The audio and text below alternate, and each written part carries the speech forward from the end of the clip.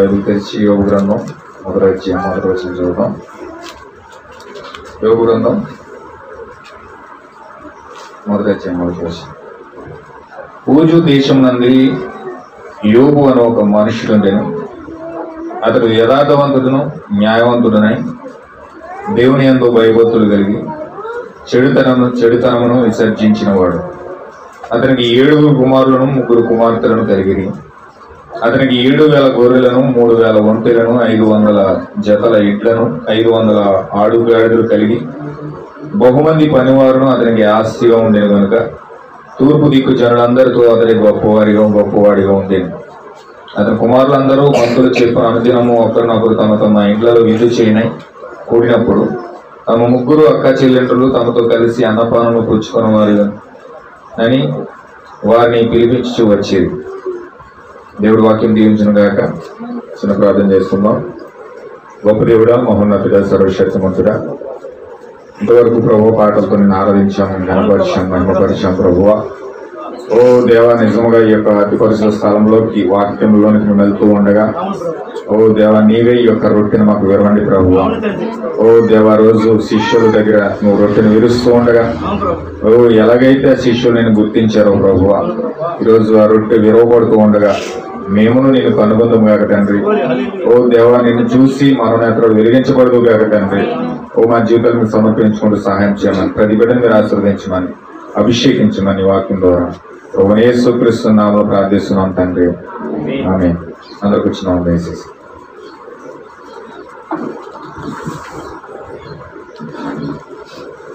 ప్రభువైన యేసుక్రీస్తు నామము మహిమ కలుగును గాక. ఇప్పుడు వచ్చిన సహోదరులందరికీ ప్రభువైన యేసుక్రీస్తు నామములో మరొకసారి మీ అందరికీ నా యొక్క తెలియజేస్తూ ఉన్నాను. దేవుడు మిమ్మల్ని అందరినీ కూడా దీవించును గాక. ఉదయకాలం ఎంతో స్పష్టంగా దేవుడు మన జీవితాలతో మాట్లాడాడు. నిజంగా యోబును గురించి మనం నేర్చుకుంటూ ఉన్నాం. యోబు ఎంత కఠినమైన శిక్షలు గురైనప్పటికీ అతను ఉన్నప్పుడు ఎలా ఉన్నాడో లేనప్పుడు కూడా ఆ విధంగానే దేవునితో సమానంగా గౌరవించాడు, సమానంగా ప్రేమించాడు. ఇచ్చినప్పుడు ప్రేమించడమే కాదు కానీ తీసేసినప్పుడు కూడా అతను ప్రేమించాడు. వాస్తవమైన ప్రేమ అంటే అదండి. నిజముగా మనము ఎవరినైతే వేరు చేస్తామో ఈ వ్యక్తినైతే మనం ప్రేమించే వాళ్ళే ప్రేమిస్తాం ఎక్కువగా. హల్లెలూయా. మనం ప్రేమించిన వాళ్ళే ఎక్కువగా ప్రేమిస్తాం, ద్వేషించిన వాళ్ళు ఇంకా ఎక్కువగా ద్వేషిస్తాం. కానీ ఇక్కడ యోబు దాన్ని ఏ ప్రూవ్ చేస్తున్నాడంటే, నిజంగా దేవుడు ద్వేషించినప్పుడు కూడా, దేవుడు తృణీకరించినప్పుడు కూడా, దేవుడు అతన్ని వెలిసినప్పుడు కూడా దేవుడిని ప్రేమించడం మానలేదు. హల్లెలూయా. నిజంగా యేసుక్రీస్తు భూమిపైకి వచ్చినప్పుడు కూడా ఆయన అదే చెప్పాడు, నీ శత్రువును ప్రేమించమన్నాడు. హల్లెలూయా. నువ్వు ద్వేషించి వారి కొరకు ప్రార్థన చేయమని చెప్పాడు దేవుడు. హల్లెలూయా. ఖచ్చితంగా ఆ యొక్క భక్తులు ప్రవక్తలు ఏదైతే చేస్తా ఉన్నారో అదే క్రియలను భూమి మీద దేవుడు వెల్లడి చేస్తా ఉన్నాడు. ఆయన అదే ఆ వాక్యాన్ని, అదే విషయాలను వాళ్ళ జీవితాలు గుండా వాక్యాన్ని తీసుకొస్తా ఉన్నాడు.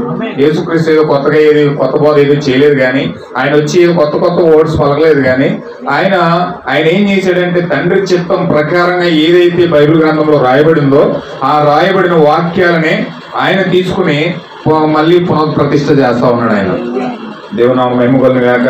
ఆయన ధర్మశాస్త్రాన్ని ఆయన చెప్తా ఉన్నాడు. వాక్యాన్ని ఏమని చెప్తా ఉన్నాడంటే, ఆయన ధర్మశాస్త్రాన్ని అంతా కూడా నెరవేర్చడానికి వచ్చాను కానీ కొట్టివేయటం నేను రాలేదన్నాడు. ఎంతమంది వింటా ఉన్నారు? దేవుని నామమున మహిమ కలుగును గాక. ఆయన ధర్మశాస్త్రం అంతా నెరవేర్చడానికి వచ్చాను కానీ కొట్టివేయడానికి నేను రాలేదన్నాడు. అంటే ఆయన ప్రతి సొన్నైనను పొల్లైనను ప్రతిదీ కూడా నెరవేర్చి ఆయన ఏం చేశాడంటే పరిపూర్ణంగా, సంపూర్ణంగా పాత నిబంధనకి కొత్త నిబంధనకి ఒక మధ్యవర్తిగా నిలబడ్డాడు. దేవుని నామమున మహిమ కలుగును గాక. ఆయన ప్రవక్తలందరూ ఎటువంటి ప్రేమను కనుపరిచారో, ఎలాంటి ప్రేమను చూపించమని ప్రజలకు తెలియజేశారో అదే విధమైన జీవితాన్ని ఎక్స్ప్రెస్ చేస్తా ఉన్నాడు. ఎవరండి? యోబు. యోబు నిజంగా దేవుణ్ణి ఇచ్చినప్పుడు ఏ విధంగా ప్రేమించాడో, అతన్ని తీసేసినప్పుడు కూడా ఆ విధంగానే దేవుని ప్రేమించాడు. అంటే నా యొక్క కుమారుడి యొక్క లక్ష్యం ఎలా ఉంటుంది అని దేవుడు స్వయంగా దెయ్యానికి చూపిస్తున్నాడు. దెయ్యం అనుకున్నది ఇతనేదో దేవుడు ఆశీర్వదించినందుకే దేవుని ప్రేమిస్తున్నాడు, లేకపోతే దేవుడు కార్యాలన్నీ అతనికి ఇచ్చినందుకే, ఆస్తి ఐశ్వర్యాలన్నీ యోబుకి ఇచ్చినందుకే దేవుడిని యోబు ప్రేమిస్తున్నాడు అని సాతాను అనుకున్నాడు. సాతాను అలా ఎక్స్పెక్ట్ చేశాడు. కానీ యోబు మొత్తం అంతా తీసేసినప్పుడు కూడా మునిపటి ప్రేమ ఏదైతే ఉందో అదే ప్రేమతో దేవుని దగ్గర ఉన్నాడు. అప్పుడు అర్థమైంది సాతానికి, ఓ దేవుని కుమారులు దేవుడు ఏదో ఆశీర్వదించినందుకు కాదు, ఆశీర్వదించినందుకు దేవుని ప్రేమించట్లేదు, వారి యొక్క గుణ లక్షణం, దేవుని యొక్క గుణ లక్షణం వారిలో ఉన్నదాన్ని బట్టి వారు దేవుని ప్రేమిస్తున్నారని సాతానికి అర్థమైంది అక్కడ. దేవుని మహిమ కలుగుగాక. ఇక్కడ యోగుని గురించి మనం చాలా విషయాలు నేర్చుకోవచ్చు. ఖచ్చితంగా ఒక సహనాన్ని నేర్పించాడు, ఒక జీవితాన్ని నేర్పించాడు. ఆ యొక్క పరీక్ష తర్వాత వచ్చే విజయం ఎలా ఉంటుందో యోగు జీవితం ద్వారా మనకు అర్థమైంది. దేవుని మహిమ కలుగుగాక. అయితే ఖచ్చితంగా ఇక్కడ యోగు జీవితంలో మనం యోగు గ్రంథంలో మొదటి అధ్యాయం మనం చదివితే, ఊజు దేశం నందు యోగు అనే ఒక మనుషుడు ఉన్నాడు. అతడు చాలా యథార్థవంతుడు, న్యాయవంతుడై దేవుని యందు భయభక్తులు కలిగి చెడుతనమును విసర్జించిన వాడు అని ఇక్కడ బైబిల్లో రాయబడింది. అతనికి 7 కుమారులు ఉన్నారంట, 3 కుమార్తెలు ఉన్నారంట. దేవుని మహిమ పొందుగారు. యోబు ఖచ్చితంగా దేవుని యొక్క వధువుకు సాదృశ్యంగా ఉన్నాడు. ఎవరండి? దేవుని యొక్క వధువుకి పరిపూర్ణమైన మాదిరిగా ఉన్నాడు. యోబు ఒక వధువుకు మాదిరిగా ఉన్నాడు.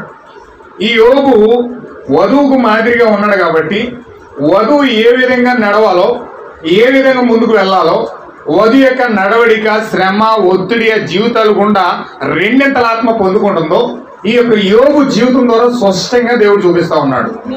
దేవుడు నాకు మహిమ కలుగుగాక.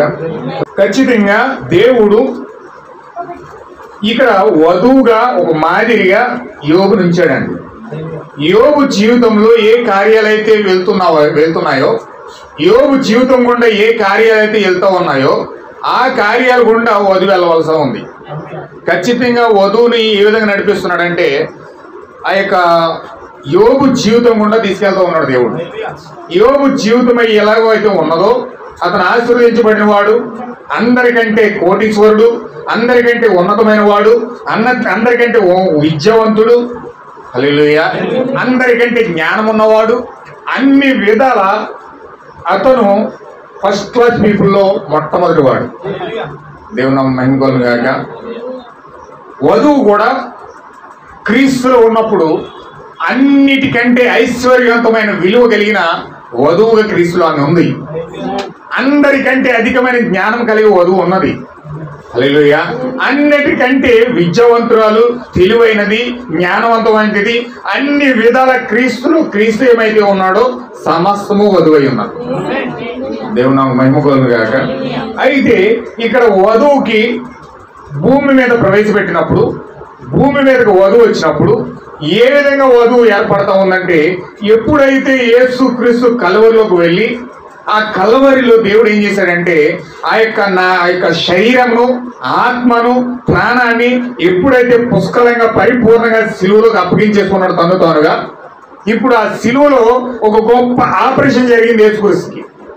దేవుని మహిమ కలుగుగా. సిలువలో గొప్ప ఆపరేషన్ చేశాడు దేవుడు.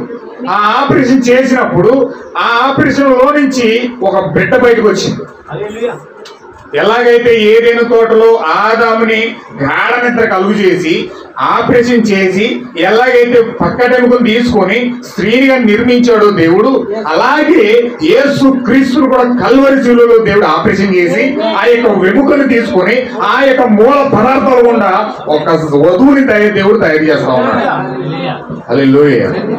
ఆదిలో నుంచి భూమి మీద వధువు ఎప్పుడు అడుగు పెట్టిందంటే, ఎప్పుడైతే కల్వరిలోనికి, భూమికి, ఆకాశానికి మధ్యలో దేవుడు వేలాడుతూ ఎప్పుడైతే అక్కడ ఆ యొక్క మూల పదార్థాలు విడుదల చేశాడో ఆ మూల పదార్థాల్లో నుంచి వధువు బయటకు వచ్చింది.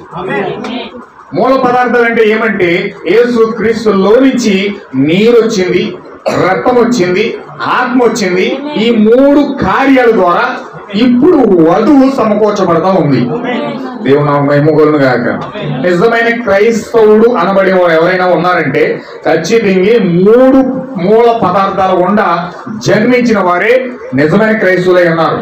బైబిల్ పట్టుకున్న వాళ్ళందరూ క్రైస్తవులు కాదు, లేకపోతే పాటలు పాడే వాళ్ళందరూ క్రైస్తవులు కాదు, లేకపోతే వాక్యాన్ని బోధించే వాళ్ళందరూ క్రైస్తవులు కాదు, లేకపోతే ప్రార్థన ఈ చివరి నుంచి ఆ చివరి వరకు చేసే వాళ్ళందరూ కూడా పరిశుద్ధులు కాదు, ప్రార్థనా పరురాలు కాదు, అలాగని క్రైస్తవులు కాదు.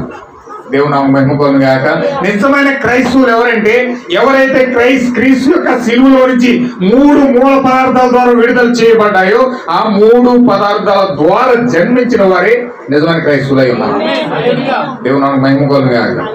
ఇప్పుడు యేసుక్రీస్తు ఎప్పుడైతే కలువరిలో చేల్చబడి ఆ యొక్క పక్కటెముకలో నుంచి 3 మూల పదార్థాలు వచ్చినాయి. నీరు వచ్చింది, రక్తం వచ్చింది, ఆత్మ వచ్చింది. తండ్రి నా ఆత్మను మీకు అప్పగిస్తున్నానని చెప్పి దేవుడు ఆత్మను విడిచిపెట్టాడు. ఆ యొక్క సైనికుడు వెళ్ళి ఆ యొక్క లివర్ లో పొడిచాడట. మొత్తం అంతా కూడా బ్లడ్ అంతా కారిపోయింది. మనిషికి చచ్చిపోయినా గానీ ఈ యొక్క లివర్ లో 2 లీటర్ల బ్లడ్ ఉంటుంది. 2 లీటర్లు ఉంటుంది లివర్ లో ఉంటుంది.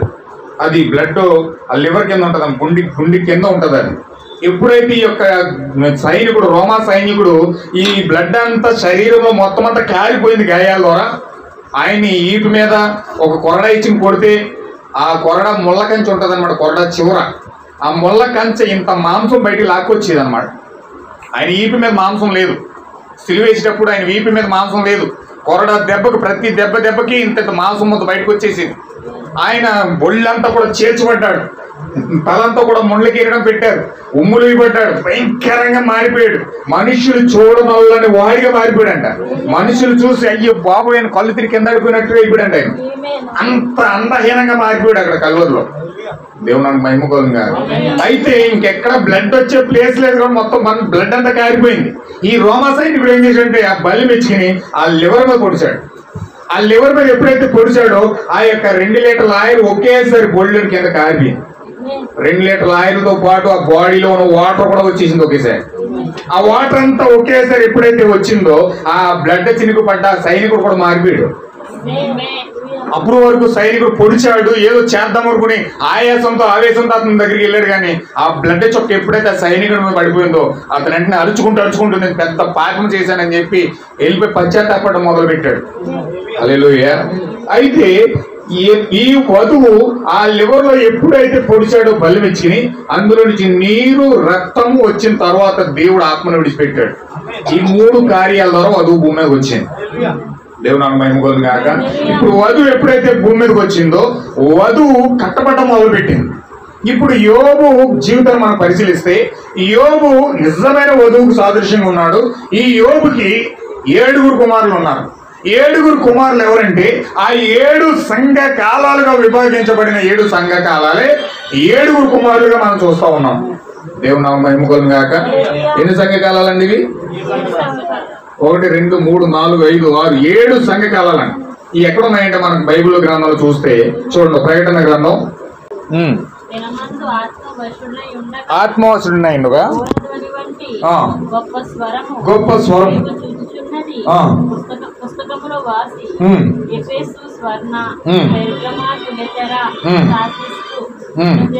ఫిలదెల్ఫియా, లవోదికియా. ఎన్ని సంఘాలండి ఇవి?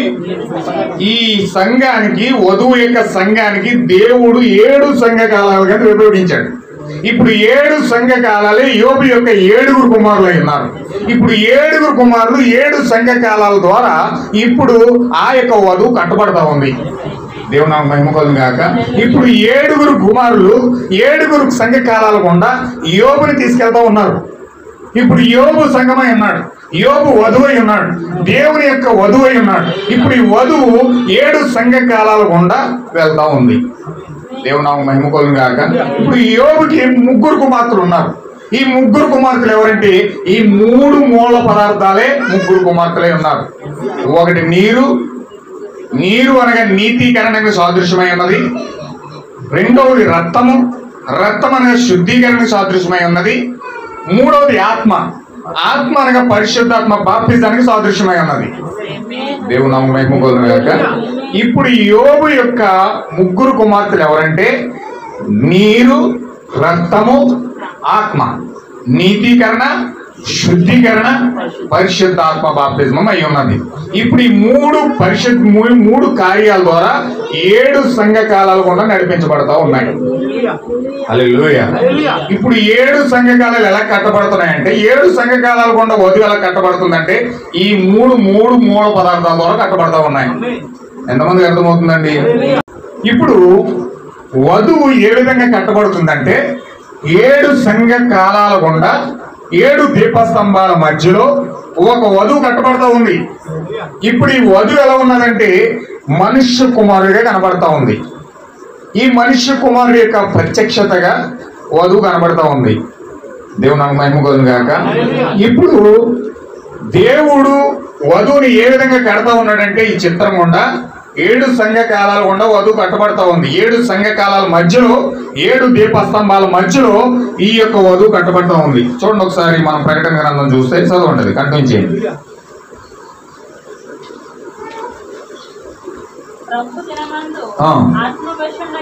ఆత్మవశుడై ఉండగా రాసి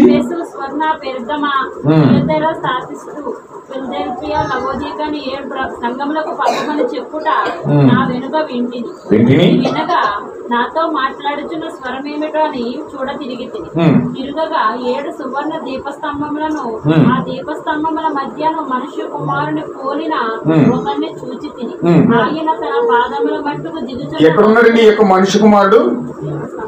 ఈ మనుష్య కుమారుడు ఎక్కడున్నాడు? 7 దీపస్తంభాల మధ్యలో ఉన్నాడు. 7 దీపస్తంభాలు అనగా ఇక్కడ ఏం చెప్తున్నారంటే 20వ వచనంలో చదవండి. కాగా నీవు చూచిన వాటిని ఉన్న వాటిని 20వ వచనం అండి. 1 అధ్యాయం 20వ వచనం. వీటి వెంట కలగబోతున్న వాటిని అనగా నా కుడి చేతిలో నీవు చూచిన 7 నక్షత్రములు మర్మమును 7 సువర్ణ దీపస్తంభముల సంగతియు వ్రాయము. ఆ 7 నక్షత్రములు 7 సంఘములకు దూతలు, ఆ 7 దీపస్తంభములు 7 సంఘములు. ఇప్పుడు 7 దీపస్తంభములు అంటే ఏంటండి? 7 సంఘాలు. ఇప్పుడు 7 సంఘాల గుండా మనుష్య కుమారుడు నడుచుకుంటూ వస్తా ఉన్నాడు. 7 సంఘాల గుండా ఈ మనుష్య కుమారుడు నడుచుకుంటూ వస్తున్నాడు. ఈ మనుష్య కుమారుడు ఎలా ఉన్నాడంటే చూడండి, ఇక్కడ చాలా జాగ్రత్తగా మీరు గమనించాలి, చాలా జాగ్రత్తగా మీరు గమనించాలి. 13వ వచనం. 7 సువర్ణ దీప స్తంభముల మధ్యను మనుష్య కుమారుని పోలిన, మనిషి కుమారుడు కాదు, మనుష్య కుమారుని పోలిన ఒకడు ఉన్నాడట. ఆయన 7 స్తంభాల మధ్యలో ఉన్నాడు. మనుష్య కుమారుడు కాదు. అసలైన మనిషి కుమారుడు ఎవరంటే ప్రభువైన యేసుక్రీస్తు అయి ఉన్నాడు. ఇప్పుడు ఆ మనిషి కుమారుడు కాదు, కానీ ఈ యొక్క మనిషి కుమారుని పోలిన ఇంకొక వ్యక్తి కనబడుతున్నాడు ఇక్కడ. హల్లెలూయా. చదవండి. ఆయన తన పాదముల మట్టుకు దిగుచున్న వస్త్రము ధరించుకొని, రొమ్మునకు బంగారు దట్టి ఎవరు కట్టుకుంటారండి? బంగారు దట్టి కట్టుకునే వాళ్ళు మగవాళ్ళు కట్టుకోరు. బంగారు దట్టు కట్టుకునే వాళ్ళు ఎవరంటే స్త్రీలు మాత్రమే కట్టుకుంటారు. ఇప్పుడు ఇక్కడ ఈ మనుష్య కుమారుడు ఒక స్త్రీగా కనపడతా ఉన్నాడు ఇక్కడ. అంటే అసలైన మనుష్య కుమారుడు కాదు, కానీ ఇంకొక వేరొక మనుషుని కుమారుని పోలిన ఒక స్త్రీ ఆ 7 స్తంభాల మధ్యలో వెళ్తా ఉంది. దేవుని మహిమ కలుగును గాక. చూడండి ఇక్కడ ఇంకేం ముందు ఆయన తలయు తల వెంట్రుకలను తెల్లని ఉండిని పోలినవై హిమమంతా ధవలముగా ఉండేను. ఉండేను. ఆయన పాదములు పుటము వేయబడి మరియుచున్న అపరంజితో సమానమై ఉండెను. ఆయన కంఠస్వరము విస్తార జల ప్రవాహముల దనివలే ఉండెను. ఆయన తన కుడి చేత 7 నక్షత్రములు పట్టుకొని ఉండెను. ఆయన నోటి నుండి 2 అంచుల వాడి అయిన ఖడ్గమొకటి బయలు వెళ్ళుచుండెను. ఆయన ముఖము మహా తేజస్సుతో ప్రకాశించుచున్న సూర్యుని వలె ఉండెను. నేను ఆయన చూడగానే చచ్చిన వాని వలె ఆయన పాదముల యొద్ద పడితిని. ఆయన ఇప్పుడు ఒక తల పాదముల మట్టుకు కూడా తల వేలాడుతూ ఉంది. ఆయన శిరస్సును మొదలుకొని పాదముల మట్టుకు కూడా తల ఉంది, శిరస్సు ఉంది. ఒక పక్క రొమ్ముకు బంగారు దట్టు కట్టుకున్నారు. అంటే పూర్తిగా ఎవరు కనపడుతున్నారు ఇక్కడ? ఒక స్త్రీ రూపం కనబడతా ఉంది. అంటే ఒక మనిషి కుమారుని పోలిన ఒక స్త్రీ అక్కడ కనబడతా ఉంది. అంటే ఒక స్త్రీలాగా హావభావాలు ఎత్తపరుస్తూ ఉన్న ఈ యొక్క మనిషి కుమారుడు ఎవరంటే ప్రభువైన యేసుక్రీస్తే నేరుగా స్త్రీలా మారి స్త్రీ యొక్క వధువు సంఘముగా ఆయన మారిపోయాడు. హల్లెలూయా. దేవుడే ఆయనే ఆమెగా మారిపోయాడు. ప్రవక్త ఏం చెప్తున్నాడు? హీ అన్నాడు. అంటే ఆయనే ఆమె, అంటే అతడే ఆమెగా మారుతా ఉన్నాడు. అంటే ఒక రూపం, దీన్నే ఎన్ఆర్పి అంటారు. ఎన్ఆర్పి అంటే ఒక రూపంలో నుంచి మరొక రూపంలో మారుట. అంటే దేవుడు ఏం చేస్తున్నాడంటే రూపాన్ని మార్చుకుంటున్నాడు. ఇక్కడ ప్రకటన గ్రంథంలో దేవుడు ఒక స్త్రీగా ప్రజల మధ్యలో కుమ్మరించుకుంటూ ఉన్నాడు. ఆయన ఒక స్త్రీ భావాన్ని ఎత్తపరుస్తూ ఉన్నాడు. అంటే ఒక వధువు సంఘాన్ని దేవుడు బయటికి తీసుకొస్తా ఉన్నాడు. అంటే ఈ యొక్క యోబు పరిపూర్ణంగా వధువుగా ఉన్నాడు కాబట్టి యోబు ఈ యొక్క 7 సంఘ కాలాల గుండా 3 మూల పదార్థాలతో ఒక పరిపూర్ణమైన వధువుగా కట్టబడతా ఉన్నాడు. దేవుడు నాకు మహిమ కలుగు గాక. ఇప్పుడు ఈ యొక్క యోబు గ్రంథంలో ప్రారంభించి చక్కగా ఎపేసీ కాలంలో ప్రారంభించి ఎపేసీ కాలంలో యోబు ఎలా ఉన్నాడో ఆ విధంగా ఎపేసీ కాలం కనబడతా ఉంది. ఎపేసీ సంఘకాలంలో సంఘం చక్కగా అద్భుతంగా దేవునితో నిలబడ్డాది, దేవునితో సత్యంతో నిలబడ్డాది, వాక్యంతో నిలబడ్డాది. కుంటువారికి కాళ్ళు ఇచ్చింది, గుడ్డువారికి చూపించింది, చనిపోయిన వారికి లేపింది, మోవారికి మాట ఇచ్చింది, వారి నీడ పలితే రోగులు స్వస్థపరచబడ్డారు. అన్ని విధాలుగా యేసు క్రీస్తు పుష్కలంగా బయలుపరచబడింది. ఎపేసీ సంఘకాలంలో వాళ్ళు ఎంత మాత్రము వాక్య నిమిత్తం రాజీ పడలేదు, ఎంత మాత్రము వాక్యం విషయంలో రాజీ పడకుండా వాక్యములను నమ్మి దాని పక్షాన్ని నిలబడ్డారు. దేవుని నామమున మహిమ కలుగును గాక. వారిలో ఎంత మాత్రం కూడా దొంగ అపోస్తులు వస్తాయి, వారిని పూర్తిగా వీరు దొంగ అపోస్తులు, వీరిని పక్కన పెట్టండి, వీరిని నమ్మకండి అని చెప్పి వారి మొక్కమే చేపెట్టి మరి చెప్పేవారు. హల్లెలూయా. సాతాను వస్తే సాతాన్ని గుర్తించేవారు. దేవుని అపవిత్రమైన ఆత్మ వచ్చి అక్కడ నిలబడి అబద్ధం ఆడుతూ ఉంటే పేతురు ముందు నిలబడితే పేతురు అడిగాడు, ఏమని అడిగాడు తెలుసండి? దేవునిని అవమానపరచడానికి, దేవుని అబద్ధం ఆడి మోసం పరచడానికి మీకు తగునా అన్నాడు. హల్లెలూయా.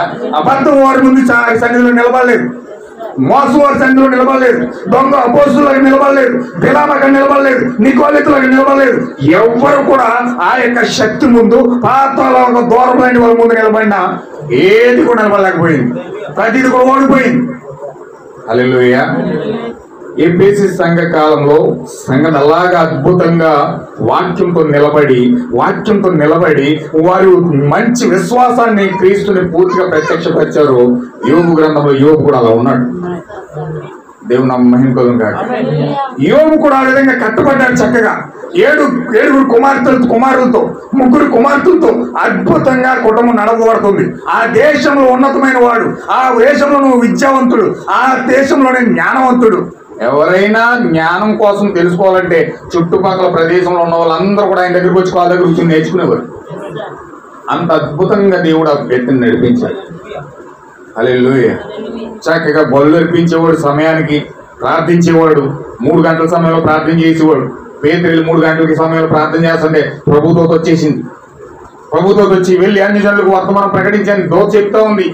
ఆ పేతురు గారు ఆ యొక్క అరేబియా సముద్రంలోకి వెళ్ళి బైబిల్ అంతా తిరిగేస్తే దూత వచ్చేసింది. మొత్తం పాత నిబంధన కొత్త నిబంధన మొత్తం తెరిచింది అతనికి. హల్లెలూయా. ఆ పిలుపు, ఆ ఆంద్రేయ, యోహాను ప్రతి ఒక్కరు కూడా చక్కగా వాక్యంతో నిలబడి వాక్యాన్ని విస్తరిస్తూ చక్కగా దేవుని వాక్యం పైన నిలబడి నలుపు అని తెలుపు అని నిలబడి దేవుని యొక్క వాక్యాన్ని సాక్ష్యాన్ని పుష్కలంగా స్థిరస్థాయిగా నిలిపిన వారు. హల్లెలూయా. అయితే యోబు నడుస్తూ ఉండగా 7 సంఘకాలాలు గుండా వెళ్తా ఉన్నప్పుడు కాలాలు మారుతూ ఉండగా స్వర్ణ సంఘకాలం వచ్చేసింది. స్వర్ణ సంఘకాలం వచ్చినప్పుడు సేదు వచ్చేసింది. అందులోకి సేదు వచ్చేసింది. మెల్లగా అసూయ వచ్చేసింది. ఆ సంఘంలోకి అసూయ వచ్చేసింది. అసూయ, ద్వేషము, పగ అవన్నీ కూడా సంఘంలోకి వచ్చేసినాయి. సంఘంలోకి ఎప్పుడైతే వచ్చినాయో మెల్లమెల్లగా యోబు కుటుంబం కూలిపోతా ఉంది, కట్టుబడిపోతా ఉంది. ఆ సంఘంలోకి ఎప్పుడైతే అసూయ వచ్చిందో అప్పుడే పతనం స్టార్ట్ అయిపోయింది. ఒక మనిషిలోకి ఎప్పుడైతే అసూయ అనేది వస్తూ ఉందో అప్పుడే అతని జీవితం పతనానికి ప్రారంభమవుతుంది. హల్లెలూయా. ఆ అసూయ ఎంత ప్రమాదం అంటే, అసూయ ఎంత డేంజర్ అంటే, నీ పతనానికి నాంది, నీ పతనానికి పునాది ఏంటంటే నీలో ఉన్న అసూయ. ఎప్పుడైతే మొట్టమొదటి సంఘకాలం దాటి 2వ సంఘకాలం స్వర్ణ ఎంటర్ అయిందో ఆ స్వర్ణ చేదు అసూయ అనేది ఆ సంఘంలోకి వచ్చేసింది. ఆ సంఘంలోకి వచ్చిన మరుక్షణమే ఆ సంఘం పతనం అవడం ప్రారంభమైంది. ఎప్పుడైతే అసూయతో వీరు అన్ని రకాల కార్యాలతో కలాపాలతో కలిసిపోయి మెల్లమెల్లగా పెర్గొమ సంఘకాలంలో వెళ్ళిపోయింది. పెర్గమ సంఘకాలం అంటే అర్థం ఏంటంటే వివాహం. లోకంతో వివాహం చేసుకోవడం మొదలుపెట్టారు వాళ్ళు. లోకంతో వివాహం చేసుకున్నారు, పాపంతో వివాహం చేసుకున్నారు, అక్రమమైన కార్యాలతో వివాహం చేసుకోవడం మొదలు పెట్టారు. వాళ్ళు రకరకాలుగా కార్యాలు చేస్తూ ఉంటే ఈ యొక్క భయంకరమైన సంఘము భయంకరంగా మారిపోయింది. దేవుని మహిమగలుగాక. యోబు మెల్లమెల్లగా పడిపోవడం మొదలుపెట్టాడు. ఎప్పుడైతే చేదు సాతాను సంఘంలోకి వచ్చిందో, అసూయపరుడు ఎవరు? సాతానై ఉన్నాడు. దేవుడి దగ్గర సవాలు చేశాడు. సవాలు చేసి ఇప్పుడు నేను వెళ్తే మొత్తం నీ యోబు కుటుంబాన్ని మొత్తం పతనం చేసేస్తాను, యోబు కుటుంబాన్ని మొత్తం నాశనం చేసేస్తాను, నీ కుమారుడి చేత నిన్నే తిట్టించే ప్రయత్నం చేస్తాను నేను అని సవాలు చేసి యోబు కుటుంబంలోకి అడుగుపెట్టాడు. స్వర్ణ సంఘకాలం వచ్చేసింది. స్వర్ణ సంఘకాలం ఎప్పుడైతే వచ్చిందో సాతాను అక్కడ ఎంటర్ అయ్యి అక్కడ యోబుని పతనం చేయడం మొదలు పెట్టాడు. గొర్రెలు చంపడం మొదలు పెట్టాడు, ఎడ్లు చంపడం మొదలు పెట్టాడు, మేకలు చంపడం మొదలు పెట్టాడు. అన్ని కూడా ఒక్కొక్కటి సంఘంలోకి ఎప్పుడైతే స్వర్ణ సంఘకాలం ఎంటర్ అయిందో బాసలు అయిపోయింది. హల్లెలూయా. ప్రేమ అయిపోయింది, విశ్వాసం అయిపోయింది. ఒక్కొక్కటి మొత్తం గుణ లక్షణాలను తీసేసుకుంటూ వచ్చాడు, మొత్తం తీసేసాడు. ఇవన్నీ కూడా వారి యొక్క జీవితంలో ఏ విశ్వాసం అయితే ఉందో ఆ విశ్వాసం లాగేశాడు, ఏ సద్గుణం అయితే ఉందో ఆ సద్గుణం లాగేశాడు, ఏ యొక్క జ్ఞానం ఉందో ఆ జ్ఞానం లాగేశాడు, ఏ కాశనిగ్రహం ఉందో, సహనం ఉందో, దైవభక్తి ఉందో, సహోదర ప్రేమ ఉందో మొత్తం ఇవన్నీ లాగిపడేశాడు. దేవుని మహిమలు గాక. యోగుని ఎలా మార్చేసాడంటే ఇప్పుడు ఒక భయంకరమైన నికృష్టమైన కుష్ఠరోగంతో బూడిది కుప్పలో పాడేసాడు. 7వ సంఘకాలం వచ్చేవాడికి ఏమైపోయిందండి?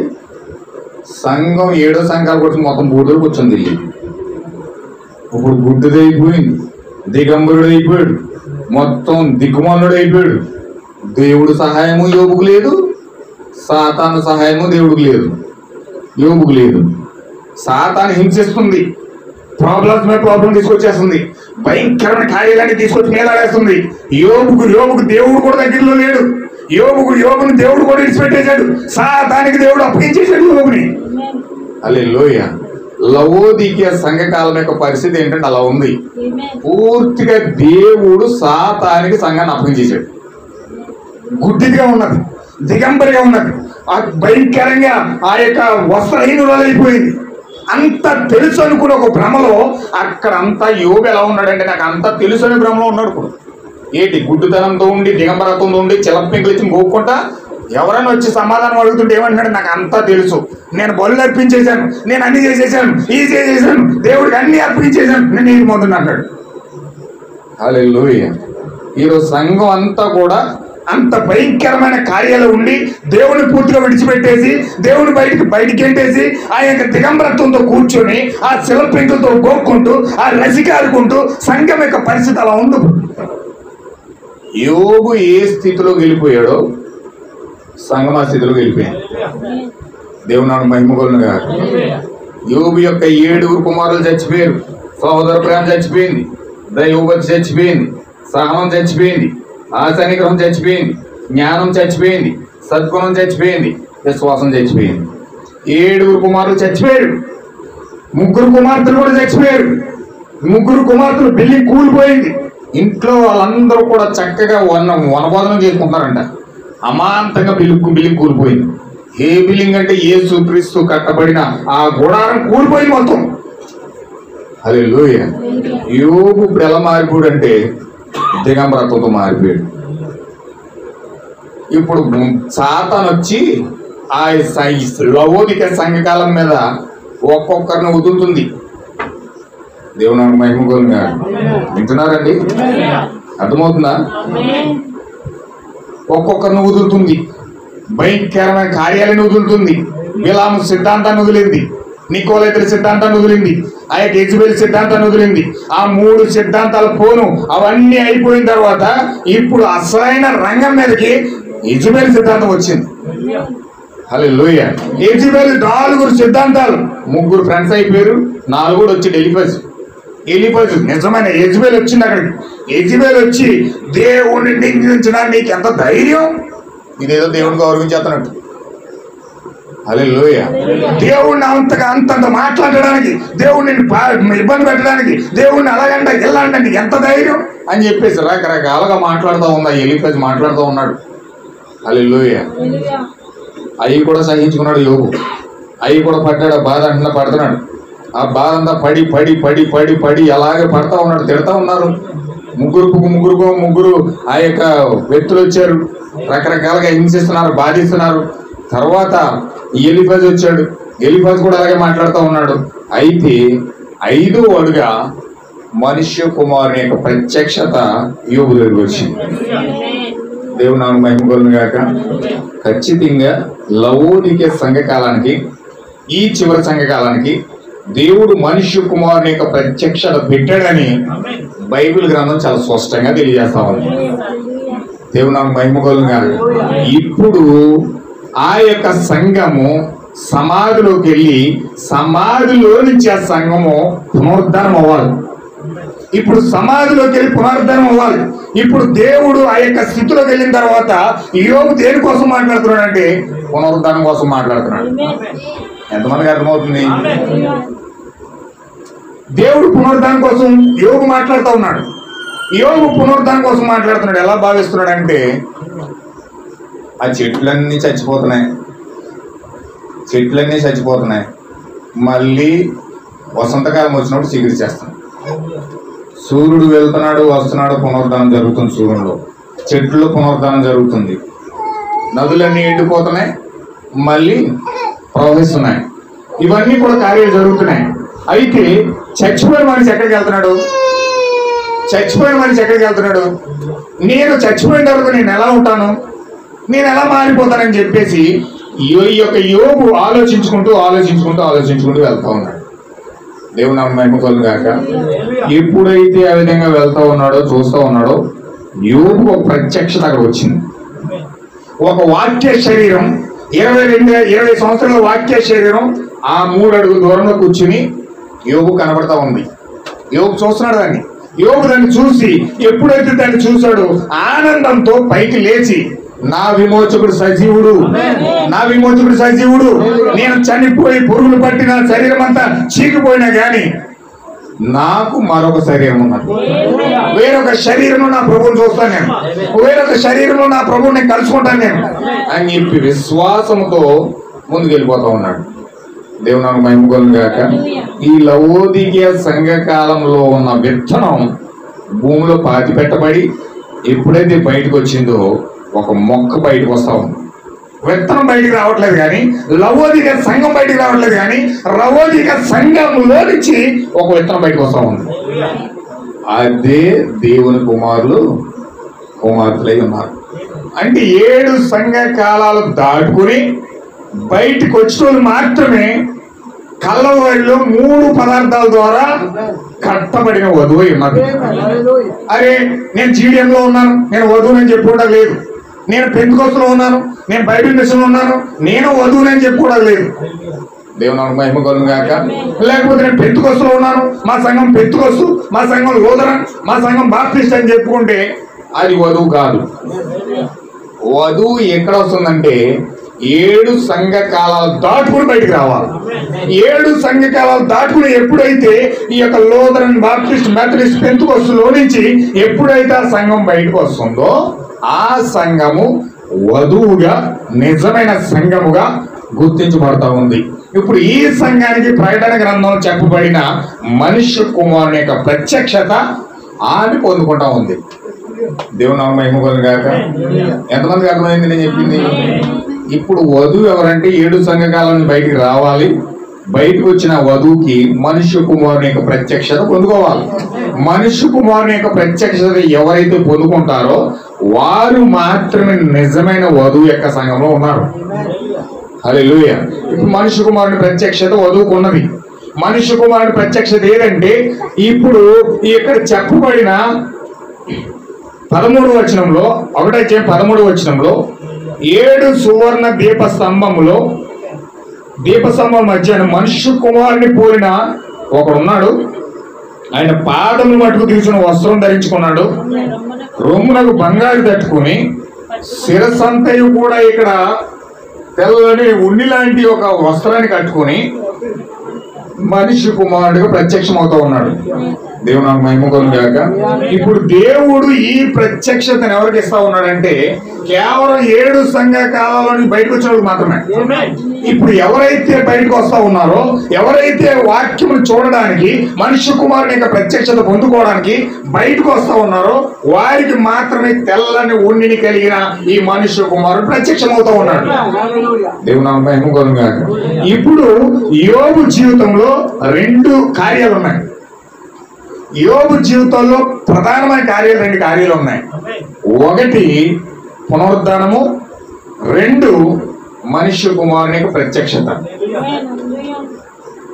మొదటి పునరుద్ధానం ఎక్కడ జరుగుతూ ఉందంటే కల్వరి శిలువలో ఆయన ఎప్పుడైతే రక్తం కాచి సమాధిలోకి వెళ్ళాడో ఇప్పుడు ఆయన 3వ దినాన లేచి ఆ పునరుద్ధానాన్ని యోబు రుజువు చేస్తా ఉన్నాడు. ఈ యొక్క సంఘానికి పునరుద్ధానం ఉన్నది. హల్లెలూయా. అదే విధంగా మనుష్య కుమారుని యొక్క ప్రత్యక్షత ఎత్తబాటు కూడా ఉంది. ఎవరికి? 7 సంఘ కాలంలో నుంచి బయటకు వచ్చిన వధువుకి పునరుద్ధానం ఉన్నది. ఎత్తబాటు సంబంధించిన కార్యం కూడా మనుష్య కుమారుని యొక్క ప్రత్యక్షత కూడా వధువుకు ఉన్నది. అయితే డినామినేషన్ కి ప్రభు నమ్ముకుంటున్నారు, అన్ని కార్యాలు చేస్తా ఉన్నారు, కానీ వారు పునరుద్ధానంతోనే ఆగిపోయారు, పునరుద్ధానంతోనే స్టక్ అయిపోయారు. సిలువలో జరిగిన కార్యం ఒకటి తెలుసారికి, సిలువలో జరిగిన కార్యాలు మాత్రమే వాళ్ళు చూడగలుగుతారు. కానీ దానికి మించిన రెవల్యూషన్ యోబు యొక్క కుమార్తెల ద్వారా, యోబు యొక్క కుమారుల ద్వారా, 7 సంఘకాలాల ద్వారా దేవుడు ఆ యొక్క మహోన్నతమైన కార్యాన్ని వధువు చూపిస్తా ఉన్నాడు. దేవుని మహిమ కలుగుగాక. ఎంతమందికి అర్థమవుతుందండి?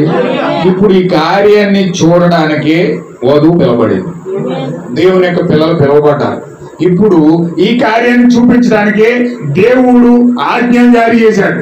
ఈ కార్యాన్ని చూడడానికే దేవుడి కార్యాలన్నింటినీ పొందుకోవడానికే, ఈ అన్నింటినీ అసలైన దాన్ని పొందుకోవడానికే దేవుడు ప్రభురాత్రి భోజనం ఇస్తా ఉన్నాడు. నా శరీరం తిని నా రసం తాగిన వాడు నిత్య జీవం కలవాడని చెప్తున్నాడు. అసలైన నిత్య జీవం ఏదంటే మనుష్య కుమారుని యొక్క ప్రత్యక్షత, యేసుక్రీస్తు యొక్క ప్రత్యక్షత. ఈ యేసుక్రీస్తు యొక్క ప్రత్యక్షత పొందుకోవడానికి దేవుడు రక్తం చేత మాంసం చేత దేవుడు ఆహ్వానిస్తా ఉన్నాడు. దేవుని మహిమ కలుగుగాక. ఇప్పుడు ఆది నుంచి 4,000 సంవత్సరాల వరకు కూడా యేసుక్రీస్తు కోసం ఎదురు చూశారు వాళ్ళు. దేవుని మహిమ కలుగుగాక. ఎంతమంది పెట్టినారండి? అర్థమవుతుంది కదా? 4,000 సంవత్సరాల నుంచి యేసుక్రీస్తు కోసం ఎదురు చూశారు వాళ్ళు.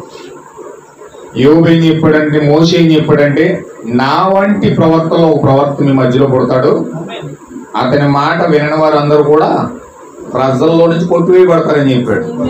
అంటే మోషే నేను సంపూర్ణంగా నేను ప్రవక్తనై ఉన్నాను, దేవుని యొక్క ప్రవక్తనై ఉన్నాను, నేనే సంపూర్ణత అని చెప్పుకోలేదు.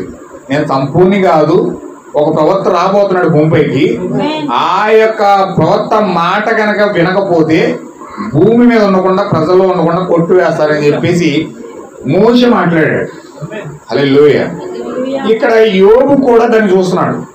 యోబు ఎప్పుడైతే ఆ పునరుద్ధానాన్ని చూశాడో నా విమోచకుడు సజీవుడు అని యోబు కూడా మాట్లాడుతున్నాడు.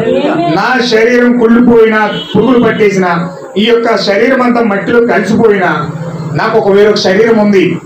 ఏ శరీరం అంటే యేసుక్రీస్తు ఎప్పుడైతే సమాధిలోకి వెళ్ళి చెరగా తీసుకొని ఆ యొక్క యోబు శరీరాన్ని కూడా బయటికి తీసుకొస్తా ఉన్నాడు.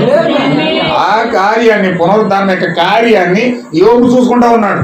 యోబు చూసుకుని నా శరీరం మట్టి శరీరం పురుగులు పట్టేసి అంత పాడైపోయినా కానీ నాకు ఒక శరీరం ఉన్నది అంటే ఆయన ఏం చూస్తున్నాడు? మొదటి రాకడలో యేసుక్రీస్తు రావడం, ఆయన పునరుద్ధానం అవడం, ఆ పునరుద్ధానంతో పాటు యోబు యొక్క శరీరం కూడా రావడం కూడా యోబు చూస్తూ ఉన్నాడు. దేవుని మహిమ కలుగుగాక. యేసుకేలు కూడా దానికోసం చూశాడు. ఆయన ఒక దర్శనం చూస్తున్నాడు. ఆయన చక్రం ఉన్నట్టుగా కనబడుతుంది. ఆ చక్రంలో చక్రం ఏవో కాదు, దేవుడే ఆత్మ లోపల ఆత్మగా అంతరంగతంగా ఆయన హృదయంలోకి వెళ్ళడం యేసుకేలు చూస్తూ ఉన్నాడు. హల్లెలూయా. ఇలా ప్రతి ఒక్కరు కూడా యేసుక్రీస్తుని యెస్సీయా చూస్తున్నాడు. ఆ యెస్సీయా ఎలా చూస్తున్నాడంటే, ఆ మెస్సీయా ఎలా రావడం చూస్తున్నాడంటే కన్యక గర్భం నుంచి రావడం చూస్తున్నాడు. దేవుని మహిమ కలుగుగాక. జకరియా చూస్తున్నాడు ఆ మెస్సియా భూమి మీదకి ఎలా రావడం చూస్తున్నాడంటే గాడిద మీద ఎక్కి రావడం చూస్తున్నాడు. మీకా చూస్తున్నాడు ఆ మెస్సియా ఎలా వస్తున్నాడంటే ఆ యొక్క బెత్లెహేములో పుట్టడం చూస్తున్నాడు. ప్రతి ఒక్కరు కూడా ఆ యొక్క కార్యాన్ని చూసి చూసి చూసి చూసి ఆ యొక్క దర్శనాన్ని పొందుకొని ఆ యొక్క మెస్సియా కోసం ప్రవచించి జాగ్రత్తగా వెళ్ళిపోయింది. హల్లెలూయా. వాళ్ళందరూ కూడా చూసుకుంటూ వెళ్ళిపోయాడు. వాళ్ళందరూ కూడా ప్రత్యక్షత చూసి ఆ విషయాలు చూసి ఆ విషయాల్ని వాళ్ళ జీవితాల్లో పొందుకొని దేవుడు యేసుక్రీస్తు ఎక్కడైతే సమాధి చేయబడుతున్నాడో ఆ ప్లేస్ లో అందరూ కూడా సమాధి చేయించుకున్నారు. ఎంతమందికి అర్థమవుతుందండి? వాళ్ళు ఎక్కడైతే యేసుక్రీస్తు పునరుద్ధానం చూశారో, ఎక్కడైతే యేసుక్రీస్తు లెగిస్తాడని వారు దర్శనంలో చూశారో, వీళ్ళందరూ చనిపోయిన తర్వాత మమ్మల్ని అక్కడే పాతి పెట్టండి.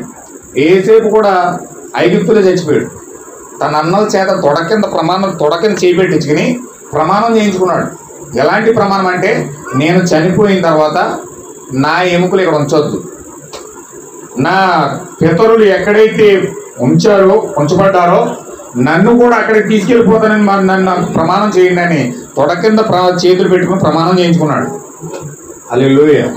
ఇశ్రాయేలు ఐగుప్తు నుంచి వచ్చేస్తా ఆ మోషే ఏం చేశాడంటే ఆ ఎముకలు కూడా తీసుకుని వచ్చేసాడు. మోషే ఎందుకు వెళ్ళాడంటే ఏసేపు ఎముకలు తేవడానికి వెళ్ళాడు. హల్లెలూయా. ఏసేపు ఎముకలు పట్టుకున్నాడు. వచ్చి మోషే ఏం చేశాడంటే అబ్రహాం ఎక్కడ పాతి పెట్టాడో, ఆ ఇస్సాకు ఎక్కడ పాతి పెట్టబడ్డాడో, యాకోబు ఎక్కడ పాతి పెట్టబడ్డాడో అక్కడే ఏసేపు ఎముకలు కూడా పాతి పెట్టాడు. ప్రతి పరిశుద్ధులు ప్రవర్తనందరూ చనిపోయిన అందరూ అక్కడే పాతి పెట్టుకున్నారు.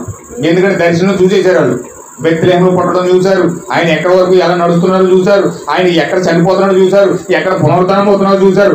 అక్కడ అందరూ కూడా సమాధి చేయించుకున్నారు. వాళ్ళ ప్రత్యక్షత ఎంతవరకు ఉన్నదంటే ఆయన రావడం, చనిపోవడం, సమాధి చేయబడడం, ఆ సమాధిలో పాటు ఆ సమాధిలో నుంచి లేచి వస్తూ ఈ పాతి పెట్టబడిన శరీరాలన్నిటినీ కూడా పరిశుద్ధులన్నిటిని తీసుకురావడం కూడా చూశారు. అందుకే వాళ్ళందరూ కూడా ఆ యొక్క ప్రత్యక్షతను పొందుకుని నేరుగా యేసుక్రీస్తు ఎక్కడైతే సమాధి చేయబడ్డాడో అక్కడ వరకు వాళ్ళ ప్రయాణం సాగింది. అక్కడి నుంచి ప్రయాణం మళ్ళీ లేదు. అక్కడి నుంచి ప్రయాణం ఇప్పుడు కావాలి.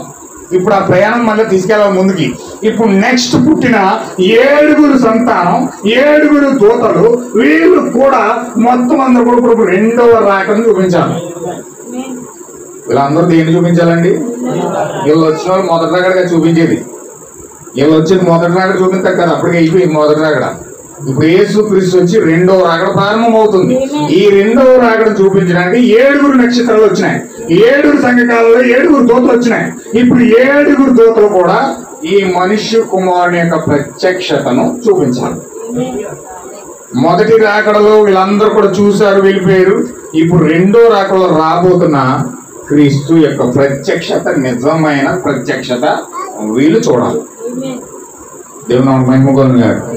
అందుకే దేవుడు ఈ సంఘాన్ని ఎన్నుకొని నిజమైన సంతానాన్ని బయటికి తీసుకురావడానికి 7 సంఘ కాలం నుంచి బయటికి తీసుకొచ్చబడిన తర్వాత ఈ వ్యక్తులకి దేవుడి యొక్క ప్రత్యక్షత ఇస్తా ఉన్నాడు. ఇప్పుడు వాక్యము శరీరధారి అయిన తర్వాత ఎప్పుడైతే అక్కడ శరీరధారి అయిందో ప్రవక్తలందరూ ప్రవచించారు, సమాధులకు వెళ్ళిపోయారు. ఆయన సమాధిలో పాటు ఆయన సమాధిలో పెట్టబడ్డాడు. నిజమైన వాక్యాన్ని దర్శించిన ఎవరు? యోహాను ఉన్నాడండి. ఈ యొక్క అబ్రహాం ఉన్నాడు, దర్శనంలోనే చూశాడు. హల్లెలూయా. ఎవరైనా వింటున్నారా? ఈ యొక్క మోషే ఉన్నాడు, దర్శనంలోనే చూశాడు. ఈ యొక్క మొత్తం అందరూ కూడా దర్శనంలో చూశారు అక్కడ అందరూ కూడా. కానీ సజీవంగా వాక్యము శరీరం అవడం, ఆ ప్రవక్త నిజంగా శరీరధారి అవడం, వాక్యము శరీరం అవడం ఎవరు చూస్తున్నారంటే నేరుగా 11 మంది శిష్యులు దగ్గర ఉండి, పక్కనే ఉండి ఆ 11 మంది శిష్యులు యేసుక్రీస్తుని చూస్తున్నారు. ఇప్పుడు వరకు ఎంతమంది అయితే ప్రవచించారో, దర్శనమును చూసి ఆయన గురించి చెప్పారో, వీళ్ళందరూ చూసి చెప్పడమే చెప్పారు. కానీ నేరుగా పక్క నుండి చూస్తున్నారు కూడా వాక్యాన్ని. ఎవరండి? 11 మంది శిష్యులు. ఈ 11 మంది శిష్యులు చూసి వారు ఆయన కోసం ప్రకటిస్తూ, ఆయన కోసం ముందుకు తీసుకెళ్తూ, సువార్తను ప్రకటిస్తూ ముందు తీసుకెళ్తా ఉన్నారు. అయితే అక్కడ ఏం జరుగుతుందో చూడండి. యెహోషువ ఒక సంకట గడియల్లో ఉండెను. శత్రులు చుట్టుముట్టుకొని ఉండెను. సూర్యుడు అస్తమిస్తూ ఉండెను. యెహోషువ ఒక ప్రవక్త. మరియు ఆ సైన్యములన్నీ కూడుకొని వారి మీద పడినచో చాలా మంది చనిపోటు జరుగునని అతనికి తెలియను. కాబట్టి ఆ సంకట గడియల్లో ఏదో ఒక దాన్ని చేయవలసి ఉండేను.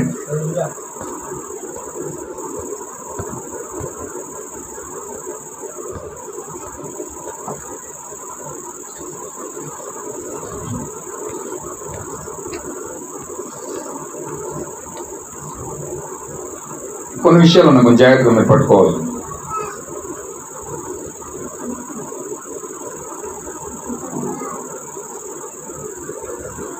వారిని తరుమగలిగినచో వారిని వెనకపడి చంపవచ్చును, ప్రతి ఒక్కరిని చంపవచ్చును, కానీ అందుకు కావలసినంత వెలుగు లేదు. కాబట్టి యెహోషువ నిలబడి తన చేతులెత్తి, సూర్యుడా నిలువుము, చంద్రుడా నీవు అయ్యలోను లోయలో యుద్ధం ఆగిపోయే వరకు నిలబడిండు. అలాగే సూర్యుడు ఆగిపోయాడు. యెహోషువ మాట్లాడటం వారు విన్నారు. ఆ తరువాత దేవుడు క్రియ చేయటం వారు చూశారు. తమ స్వనేత్రముతో చూశారు. వారు సొంత నేత్రాలతో చూశారు. అది నిజం. చూడండి, బహుశా అసాధ్యముగా కనబడిన ఒక క్రియ అది, అయినా కానీ అది సత్యం. సూర్యుడు నిలిచిపోయినని బైబిల్ చెప్తుంది. మీరేమనుకుంటున్నారో నాకు తెలియదు. ప్రపంచం గుండ్రముగా ఉన్నదని మీరు అనుకుంటున్నారు. ఏది ఏమైనా కానీ సూర్యుడు నిలిచిపోయేను. బహుశా అలాగ జరుగుట ఎట్లా సాధ్యమో యెహోషువకు ఎన్నడూ తెలిసి ఉండదు. దానిని దేవుడు ఎట్లు చేయడం అతనికి తెలియను. కానీ అతడు సూర్యుని నిలువమని దేవుడు పలికిను, దేవుడే దాన్ని పలికిను, ఆయనే క్రియ జరిగించాను. హల్లెలూయా. చూడండి, ఆ యొక్క స్థితిలోకి ఆ ప్రత్యక్షత పొందుకున్న ఆ వ్యక్తులు చేసే క్రియలు ఒకసారి చూడండి. ఆ యేసుక్రీస్తు యొక్క ప్రత్యక్షత పొందుకొని దేవుని యొక్క స్థానంలో నిలబడిన ఆ వ్యక్తులు నేరుగా ఆ యొక్క సూర్యుడితో మాట్లాడితే సూర్యుడు ఆగిపోయాడు. అయ్యలో అక్కడ నిలబడుకోమంటే ఆ యొక్క చంద్రుడు అక్కడ నిలబడిపోయాడు. సూర్యుడు అక్కడ నిలబడుకోమంటే సూర్యుడు నిలబడిపోయాడు. అసలు సృష్టి కార్యంలో అలాగా చేయడం అంటే ఎంత కష్టమండి. సూర్యుడితో మాట్లాడి సూర్యుని ఆపేయడం మామూలు విషయమా? ఒక మనిషి దాన్ని చేయగలడా? కానీ యెహోషువ సూర్యుడితో మాట్లాడినప్పుడు సూర్యుడు ఆగిపోయాడు. ఈరోజు మనం ప్రార్థన చేస్తుంటే వర్షం కూడా మాట్లాడలేదు. హల్లెలూయా. వర్షం పక్కనట్టండి, చిన్న సీఎం కూడా మాట్లాడుతుంది. మనం జాగ్రత్తగా వచ్చి కుట్టేసి వెళ్ళిపోతుంది.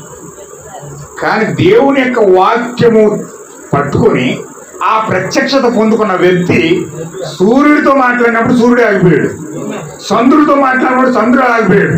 అంటే ఎంత విశ్వాసము, ఎంత శక్తి ఆ వ్యక్తులు కనుక పొందుకుంటే, ఒక పాత నిబంధనలో ఉన్న వ్యక్తి అంత అద్భుతంగా నడిస్తే, ఒక పాత నిబంధనలో ఉన్న వ్యక్తి అంత అద్భుతంగా మాట్లాడితే, సూర్యుడే మాట వింటే, మరి యేసుక్రీస్తు యొక్క రక్తం కింద ఉన్న మనకి ఎలాంటి శక్తి దేవుడు ఇచ్చుంటాడు? యేసుక్రీస్తు రక్తమే కాదు, సాక్షాత్తు 7 ముద్రల గ్రంథం మనిషి కుమారుడిగా దిగువచ్చి ఆ హక్కు పత్రం మన చేతిలో తీస్తే ఇప్పుడు మనం ఇంకెంత శక్తి మనం కలిగి ఉంటాం? దేవుడు నాకు మహిమగోలును గాక. కానీ మన శక్తి మనకు తెలియట్లేదు. మార్కు 11:23 అదే జరిగింది. ఈ కొండను కదిలిపోమని చెప్పి నీ హృదయంలో సందేహించకుండా నీవు చెప్పినది జరుగునని నమ్మితే అలాగే జరుగుతుంది. అది నీవు నీ మనసులో సందేహపడరాదు, నీవు దైవావేశము ద్వారా దాన్ని పలకగలవు. ఆమేన్. హల్లెలూయా. ఖచ్చితంగా మాట పలకాలంటే ఉత్తు మాటలు పలికితే ఏం జరగదు. కొంతమంది అంటారు యేసుక్రీస్తు నామములో దెయ్యం పోవును కాకంటే ఇంకా వెళ్దాం, అక్కడ ఇంకా ఎక్కువ చెత్తది, ఇంకా ఎక్కువ చెత్తాను. మొన్న ఒక ఆయన అన్నాడు 7 ముద్రల గ్రంథం నెత్తిలో పెట్టేసి పో దెయ్యమా అన్నాడు. ఎక్కడికి వెళ్తుంది? 7 ముద్రల గ్రంథం కొట్టేసి వెళ్ళిపోతుందా? హల్లెలూయా. అంటే ఒక మాట పలకాలంటే ఖచ్చితంగా మన నోటిలో, మన హృదయంలో దైవావేశం ఉండాలి. ఇప్పుడు ఆ దైవావేశం ఎలా వస్తుందో చూడండి. నా మాటను మన్నించండి. అయితే ఆ దినమున అరణ్యంలో కూర్చుని ఉన్నాను, దేవుడే నా తీర్పరి. ఇప్పుడు ఇక్కడ ప్రవక్త కోసం మాట్లాడుకున్నాడు, జాగ్రత్తగా దృష్టి పెట్టండి. దేవుడే నా తీర్పరి, నీ వేదిక మీద నేను పడి చచ్చేదను నేను కనుక అబద్ధం చెప్తే. అబ్బో, చాలా భయంకరమైన మాట మాట్లాడుతుంది ప్రవక్త. ఒకవేళ నేను కనుక అబద్ధం చెప్తే ఈ స్టేజ్ మీద పడి చచ్చిపోతాను అంటున్నాడు. అంటే అంత నమ్మకంగా రూఢిగా చెప్తున్నాడు. నా జీవితం అంతటికి లేఖనమే నాంది. ఒక ఉదయం అరణ్యంలో కూర్చుని ఉన్నాను, దాన్ని గూర్చి ఆలోచించుచున్నాను. ఒక స్వరము నాతో ఇట్లు పలికింది, ఆ వాక్య భాగం అన్నీ వాక్యము వంటివి, అది సత్యం, అది ఎట్లు జరుగును అని నేను అనుకున్నాను.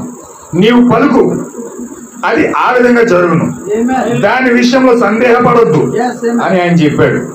ఆ అరణ్యంలో ఎక్కడో కూర్చుని ఒకరు ఎవరో నాతో మాట్లాడుతున్నారు అనుకున్నాను.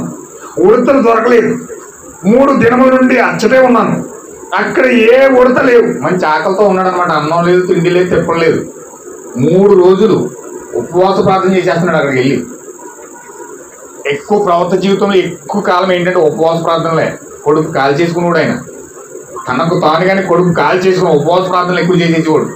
అరణ్యంలోకి వెళ్ళిపోయి ఏ మూలకి వెళ్తున్నాడో, ఎక్కడ పడుకుంటున్నాడో, ఎక్కడ తింటున్నాడో ఎవరికి తెలియదని అంతలాగా విలియం బ్రన్హాం గారు ఉండేవారు. ఇప్పుడు ఈ ఉడతలు పలకడానికి ముందు 3 రోజులు ఉపవాస ప్రార్థన చేశాడు. అక్కడ ప్రార్థన చేసేసి 3 దినాల నుంచి ఏం తినలేదు, ఉడతలు కూడా పట్టుకోలేదు. 3 దినాల నుంచి ఏమీ లేవు అక్కడ. 3 దినాల నుంచి అక్కడే ఉన్నాడు. అక్కడ ఏ ఉడతలు లేవు. 3 దినాల నుంచి అక్కడే ఉన్నాడు కానీ ఏ ఉడత కూడా కనపడలేదు. ఉడతలు అక్కడ సంచరించే స్థలం కాదు అది. ఆ స్థలంలో ఉడతలు ఉండవు. కానీ అక్కడ ఒక అంజూరపు పొల మధ్య కూర్చున్నాను. అక్కడికి ఉడతలు రావు. ఆ పొదల మధ్య ఎన్నడూ అవి ఉండవని ఉడతలు వేటాడు ఎవరికైనా కానీ తెలుసు. నేను అక్కడే కూర్చున్నాను. గాలి చాలా బలంగా వీస్తుంది. ఉదయం దాదాపు 10 గంటలైంది. నేను మళ్ళా ఆలోచిస్తున్నాను.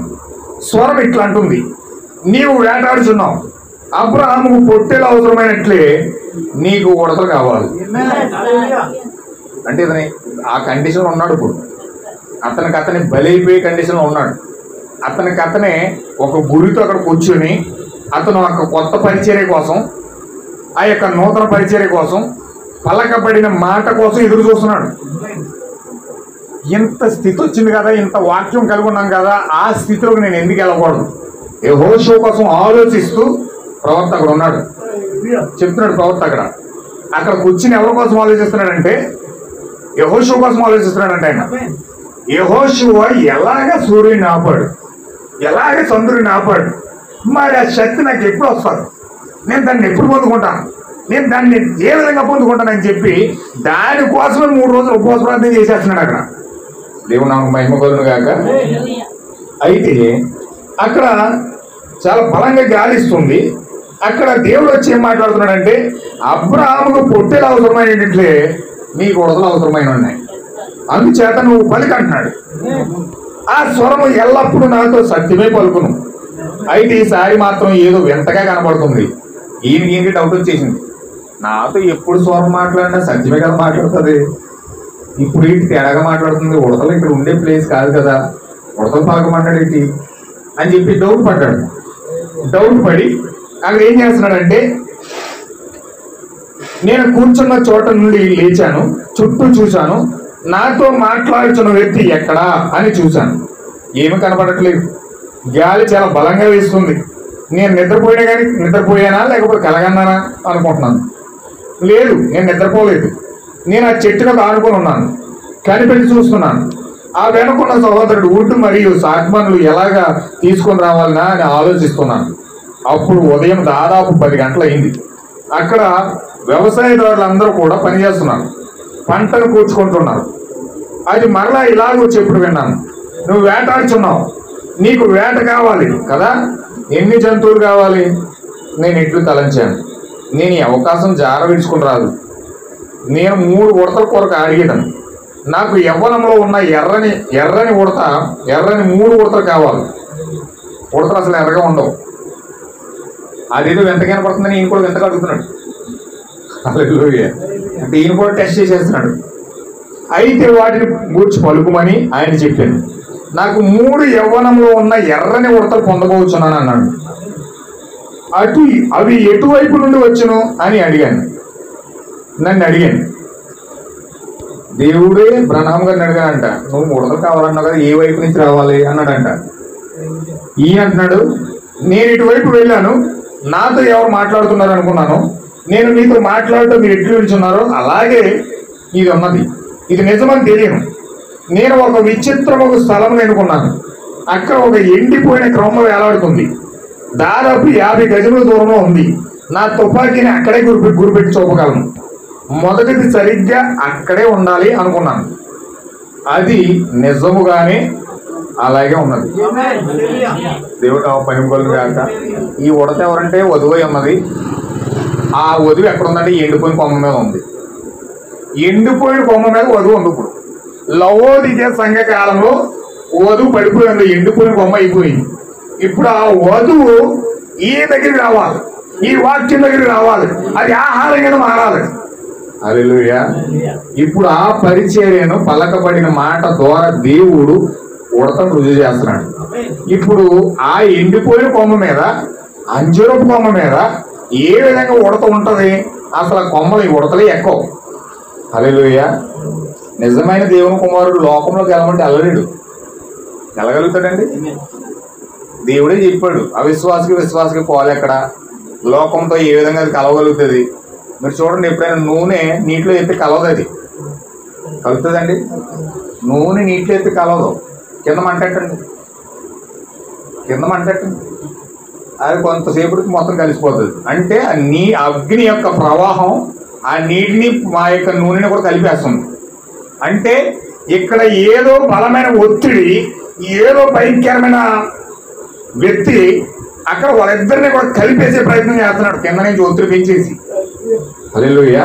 చూడండి, నేను ఇట్లు వెళ్ళాను, నాతో ఎవరు మాట్లాడుతున్నారు. మొదటిగా సరిగ్గా అక్కడే ఉండవాలని అనుకున్నాను. అది నిజంగానే అక్కడ అలాగే ఉన్నది. నా కన్నులు ఇలా నలుపుకొని వెనక్కి చూశాను, నా తలను త్రిప్పాను. దర్శనంలో చూస్తున్న దానిని నేను కొట్టలేను కదా అనుకున్నాను. ఇంతకీ అది నిజంగానే ఉంది, రియల్గానే. కానీ దర్శనంలో ఉంది కదా, దర్శనం చూస్తున్నాను ఉన్నాడు ఈయన. దర్శనంలో చూస్తాను అనుకోని దర్శనంలో ఉన్నదాన్ని కొట్టలేం కదా, అది సాధ్యం కాదు కదా అని అనుకుంటున్నాడు. చూడండి, కాబట్టి నేను మరలా చూశాను, అక్కడ ఉడత కూర్చొని ఉన్నది. నేను తుపాకీతో గుండుచ్చాను, గురి చూశాను, దాని నల్లని కన్ను నాకు కనబడిన. యవ్వనంలో ఉన్న ఎర్రని ఉడత నేను నిద్రలో కలగనుచున్నానేమో అనుకున్నాను. కొన్ని నిమిషములు మేల్కొందును అనుకుంటున్నాను. దీని గురించి నేను కలగొందునేమో అనుకున్నాను. మంచిది, నేను తుపాకీని సరి చేసుకున్నాను. ఉడతను గురి చూసి కొట్టాను. అది ఆ కొమ్మును విరిసినది. నాకేమి తెలియదు. నేను అక్కడికి వెళ్ళి అది పడిందేమో చూడాలనుకున్నాను. అక్కడికి నడిచి వెళ్ళాను. అది అక్కడ పడి ఉంది. దానిని నేను పైకి లేపాను. దాని నుండి రక్తం కారుతుంది. దర్శనంలో అయితే రక్తం కారదు. దానిని నేను పైకి లేపాను. మరియు అది ఒక ఉడత. నా శరీరం అంతయు చల్లబడిపోయినట్లు అనిపించింది. హల్లెలూయా. దాన్ని ఎలా టచ్ చేస్తే రక్తం తగిలింది. రక్తం దర్శనంలో ఉన్నట్టు ఉండదు కదా. అమ్మో, ఇది దర్శనం కాదు, నిజంగా వాస్తవం అని అప్పుడు అర్థమయ్యి మొత్తం ఒళ్ళు అంతా చల్లబడిపోయిందండి ఆయనకి. దేవుడు నామ మహిమ కలుగును గాక.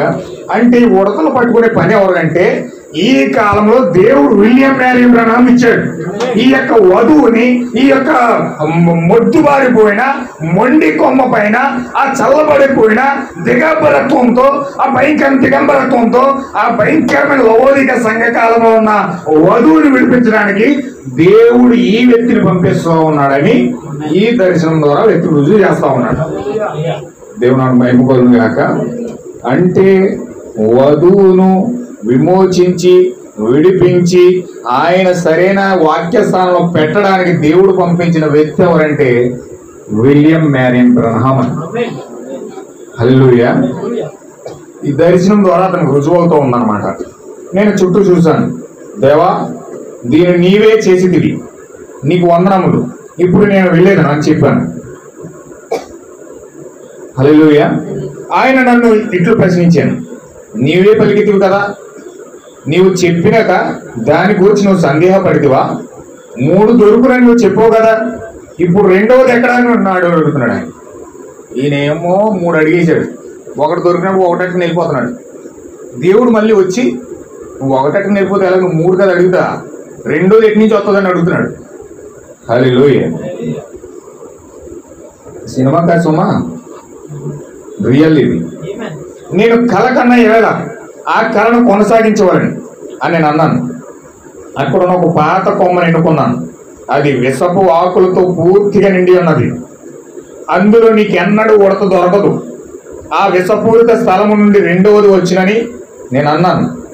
అక్కడే యవ్వనంలో ఉన్న ఎర్రని ఉడత నా వైపు చూస్తూ కూర్చుని ఉంది. ఆ తుపాకీ నేను కిందకి దించాను. నా కన్నులు రుద్దుకున్నాను. మరలా తీరి చూశాను. అది తన తలను మరో ప్రక్కకి తిప్పి చూస్తుంది. నేను ఆ ఉడతను కొట్టాను. ఆ తరువాత నేను ఇంటికి పోనారంభించాను. కానీ 3 అని చెప్పావు కదా, నీవు చెప్పిన దాని పట్ల నీకు సందేహం ఉన్నదా అని ఆయన అడిగాను. లేదు ప్రభువా, నేను చెప్పిన దాని గురించి సందేహపడలేదు. ఎందుకనగా దానిని నీవు స్థిరపరుచుతున్నావు అని చెప్పాను.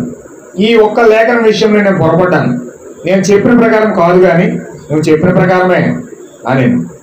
దానిని గురించి యేసు చెప్పుడు కాదు కానీ నీ అంతటి నీవే చెప్పవలను. హల్లెలూయా. దేవుడు చెప్పింది చేస్తాడు, కానీ నీ ఒప్పుకోలు కోసం కూడా దేవుడు ఎదురు చూస్తున్నాడు. హల్లెలూయా. ఏదో విధంగా ఆ అడ్డంకి నేను విరగొట్టాను. ఆయన ఇక్కడ ఉన్నాడని నాకు తెలుసు. ఎందుకనగా అది స్వశక్తి వలన జరిగినది కాదు. అయితే ఈసారి నేను ఖచ్చితంగా చిక్కు ప్రశ్న వల్ల వేయకూడను. ఒక ఎర్రని ఉడత ఆ కొండ మీద నుండి దిగి వచ్చింది, మరి ఒకటి ఇటువైపు నుండి వచ్చింది. నా ప్రక్కనే ఈసారి అది నుండి రైతు వైపు చూసినట్లుగా చేయమని అడిగాను. అది కొండ మీద నుండి దిగి వచ్చి ఆ పక్కనే కూర్చుని ఆ రైతు వైపు ముఖం పెట్టింది. దానిని నేను గురిపెట్టుకుంటాను. నీకు తెలియదా, ఆ అడవి నిండా అటువంటి ఉడతలు ఎన్నో ఉన్నాయి అని సాతాను నాతో చెప్పింది. నేను 12 గంటల వరకు అక్కడ కూర్చొని ఉన్నాను. మరలా ఒక్క దానిని కూడా చూడలేదు. భూమి ఆకాశములను సృష్టించిన సృష్టికర్త ఆయనే అని ఇది నిరూపించాను. దేవుడు నాకు మహిమ కలుగాక. సాతాను కూడా వచ్చేసిందంట. నువ్వు 3 ఉడతలే ఉన్నాయనుకుంటున్నావు, ఇక్కడ ఇంకా 3 ఉడతలు ఉన్నాయని చెప్తుందంట. ఎక్కడికైనా వచ్చేది. హల్లెలూయా. దేవుడు నాకు మహిమ కలుగాక. నీకు తెలియదా, ఇప్పుడు జెఫర్సన్ విల్లో వారు వినిచున్నారు. రైట్ అని పేరు గల ఒక కుటుంబం ఉన్నది. సహోదరుడు ఉడితో కలిసి నేను వారిని చూచుటకు వెళ్ళాను. ముందుకెళ్ళిపో. ఆ సంక్లిప్త సమయంలో నాకు పరిచయమైన జనుల గురించి ఆలోచించసాగాను. దేవుడు అన్ని వచ్చేమలో దాటిపోతున్నాడని దీనురాగా ఒక పేద స్త్రీ సమస్తం వేయగలదు. ఆమె సంతకం కూడా చేయగలదు. ఆమె తను అడిగిన దాన్ని ఎరుగును. అదే గొప్ప సంగతి. ఎందుకనగా ఇప్పుడు ఆమె చెల్లి చనిపోయింది. ఆమె యొక్క తల్లిదండ్రులు చనిపోయారు. డబ్బు నశించిపోను, కానీ వారి ఆత్మను నిత్యమును జీవించును. దేవుడు నాకు మహిమ కలుగును గాక. ఏమన్నా వింటున్నారా? ఇక్కడే ఉన్నారు కదా. గమనించండి, నీకు ఒక అవసరం ఉన్నప్పుడు యెహోషువనే చేయము. అతనికి ఒక అవసరం ఉన్నది. అతను ఎన్నడూ పరిస్థితులను గురించి ఆలోచించలేదు. దానిని పలుకగా దేవుడు దాన్ని చేశాడు. సూర్యుడు నిశ్శబ్దంగా నిలిచినని నిరూపించగలరా? నేను నమ్మజాలను. అది ఎట్లు జరిగినది, అది సాధ్యమా అని ఆలోచించవద్దు. అది ఎలాగూ జరిగింది. యెహోషువ దాన్ని చేశాను. అతడు తన చేతులు ఎత్తాను. ఆ సంక్లిష్ట సమయంలో అతడు దేవునికి చెరువయ్యాను. దాన్ని సైన్స్ పరంగా రుజువు చేయాలని చెప్పేసి వెళ్ళి సూర్యుడు ఎలాగున్నాడో ఎలా చెప్తే ఆగాడు, మళ్ళీ ఇంకోసారి రుజువు చేయమంటే అది చేయలేం. హల్లెలూయా. ఒక వ్యక్తి ఒక అమ్మాయి దగ్గరికి వెళ్ళి అన్నాడు, నువ్వు చర్చికి వెళ్తున్నావు కదా, బైబిల్ నమ్ముతావు అన్నాడు. నేను నమ్ముతాను అన్న. నీకు బైబిల్లో యోనా గ్రంథం తెలుసా అన్నాడు. యోనా గ్రంథం తెలుసా అన్నాడు. ఎక్కడైనా నువ్వు సైన్స్ పరంగా రుజువు చేయగలవు. ఒక చేప కడుపులోకి, ఒక తిమింగలం కడుపులోకి మనిషి వెళ్తే ఒక్క 15 నిమిషాల్లో అది తూట్ల కింద మొత్తం నవ్వులు మింగేసి పచ్చడి చేసేస్తుంది. అలాంటి వ్యక్తి 3 రోజుల్లో ఆ చేప గర్భంలో ఉన్నాడంటే నువ్వు నమ్ముతున్నావు? అసలు నమ్మశక్యంగా ఉందా? అసలు దీన్ని ఎటువంటి పరిస్థితుల్లో నమ్మడానికి అసాధ్యం. అది నమ్మశక్యం కాదన్నట్టు. ఆమె అన్నది, ఇది నీ కోసం కాదు, నా కోసం. నేను నమ్ముతున్నాను దాన్ని. దేవుడు అది చేయగలడు. ఆయనకు అసాధ్యమైన కార్యం లేదు, అసాధ్యమైనది ఏది లేదు. ఆయన అలా చేయగలడు. నేను నమ్ముతున్నాను దాన్ని. అతను డిబేట్ పెట్టి నేను రుజువు చేస్తానని చెప్పి తిమింగలం కోత ఇచ్చి ఆ గర్భంలో ఎలా ఉన్నాడో చెప్పాలని చెప్పి అక్కడ డిబేట్ పెట్టి ఉండడం పరిస్థితి ఏంటి? చేయగలుగుతుందని? బైబిల్ అంతా కూడా విశ్వాసానికి సంబంధించింది. విశ్వాసంతో దాన్ని నమ్మాలి. ఎప్పుడైతే నమ్మామో దేవుడు ఆ కార్యం తీసుకెళ్తాడు. దానికి కారణాలు వెతుకోనికి 100 కారణాలు వస్తాయి. హల్లెలూయా. జాగ్రత్తగా మీరు పట్టుకోండి. ఇప్పుడు ఆ సంక్లిష్ట స్థానంలో అతడు దేవుడికి చేరువైన, అదే జరిగింది. అది సమయోచితంగా జరిగింది. సజీవ దేవుని యొక్క ఆత్మ దాని యొక్క అవసరతను చూశాను. దానిని చేయుటకు యెహోషువ త్రోసాను. ఆ దేవుడే అబ్రహాం యొక్క అవసరతను చూశాను. ఆ దేవుడే ఆ లేఖను స్థిరపరిచే అవసరం గుర్తించాను. ఆ లేఖనం కూడా నిజమే అయి ఉన్నదని ముందుగా నిర్ణయించబడిన బాలుర యొక్క అవసరతను ఆ దేవుడే చూశాను. ఆ క్షణంలోనే దానిని ఆయన నిరూపించి ఆయన తన వాక్యము స్థిరపరిచాను. హల్లెలూయా. చూడండి, ఇప్పుడు మార్కు సువార్త 14 అధ్యాయం మనం ముందుకు వెళ్తే ఆయన యందు విశ్వాసం ఉంచిన ఒక స్త్రీ మనం చూస్తాం. చూడండి ఒకసారి, మార్కు సువార్త 14 అధ్యాయం. అక్కడ మనం చూస్తే ఆయన యందు విశ్వాసం ఉంచిన ఒక స్త్రీ మనం చూస్తాం. ఆమెకు ఒక అవసరం ఉంది. ఆయన పాదములు కడగవలనని అవసరమును ఆమె చూస్తుంది. ఆమె కార్యరూపమును ధరించవలనని దైవావేశం పొందాను.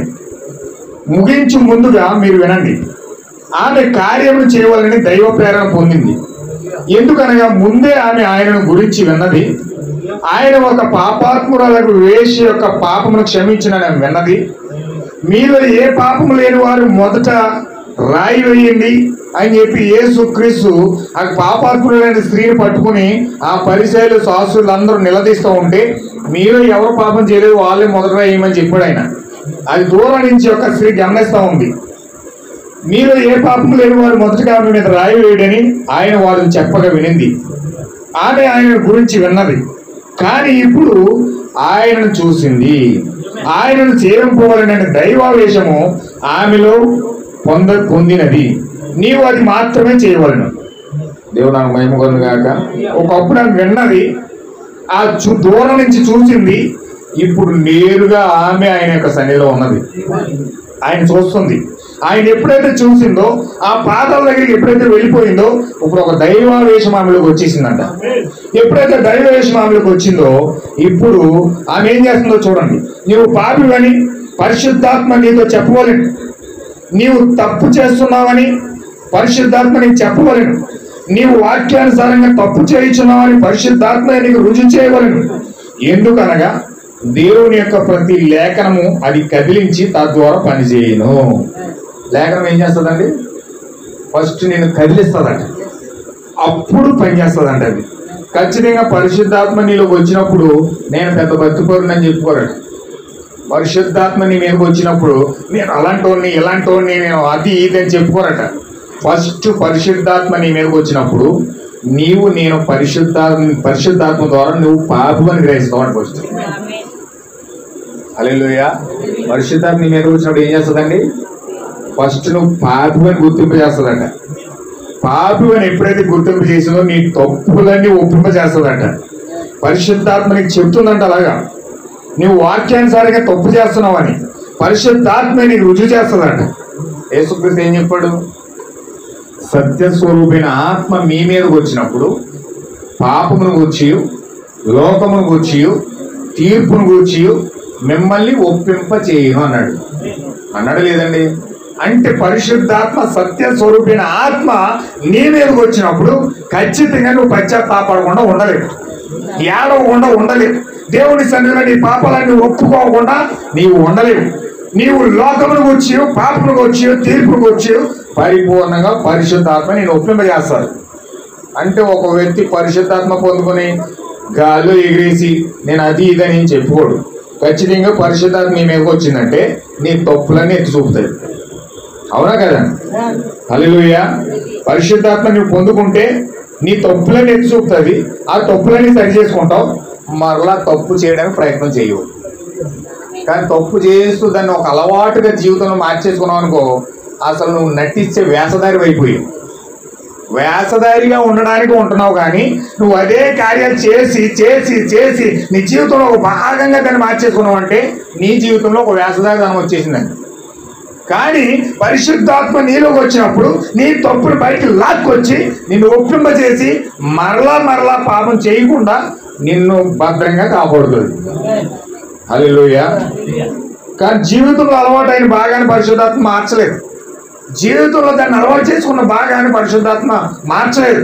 ఎందుకంటే నువ్వు దాన్ని ఒప్పుకోవడానికి ప్రయత్నం చేయట్లేదు. అది నీకు ఇష్టమైన కార్యం. అలా నువ్వు ఇష్టపడుతున్నావు కాబట్టి, అలా జీవించడానికి ఇష్టపడుతున్నావు కాబట్టి దేవుడు దాన్ని కలపజాలడు. కానీ పరిశుద్ధాత్మ మీదకి వచ్చిందంటే ఖచ్చితంగా ఒప్పుకుంటాం. పరిశుద్ధాత్మ మీదకి వచ్చిందంటే ఖచ్చితంగా లోకమునకు వచ్చి, తీర్పునికి వచ్చి, పాపమునకు వచ్చి అది ఒప్పింప చేస్తాం. ఒప్పింప చేసినప్పుడు ఖచ్చితంగా పశ్చాత్తాపడతాం. పశ్చాత్తాపడడం కఠినమైన హృదయం మీదకి వస్తుందంటే అసలు పరిశుద్ధాత్మ నీ దగ్గరికి రానేలేదు. హల్లెలూయా. ఎంతమందికి అర్థమవుతుంది?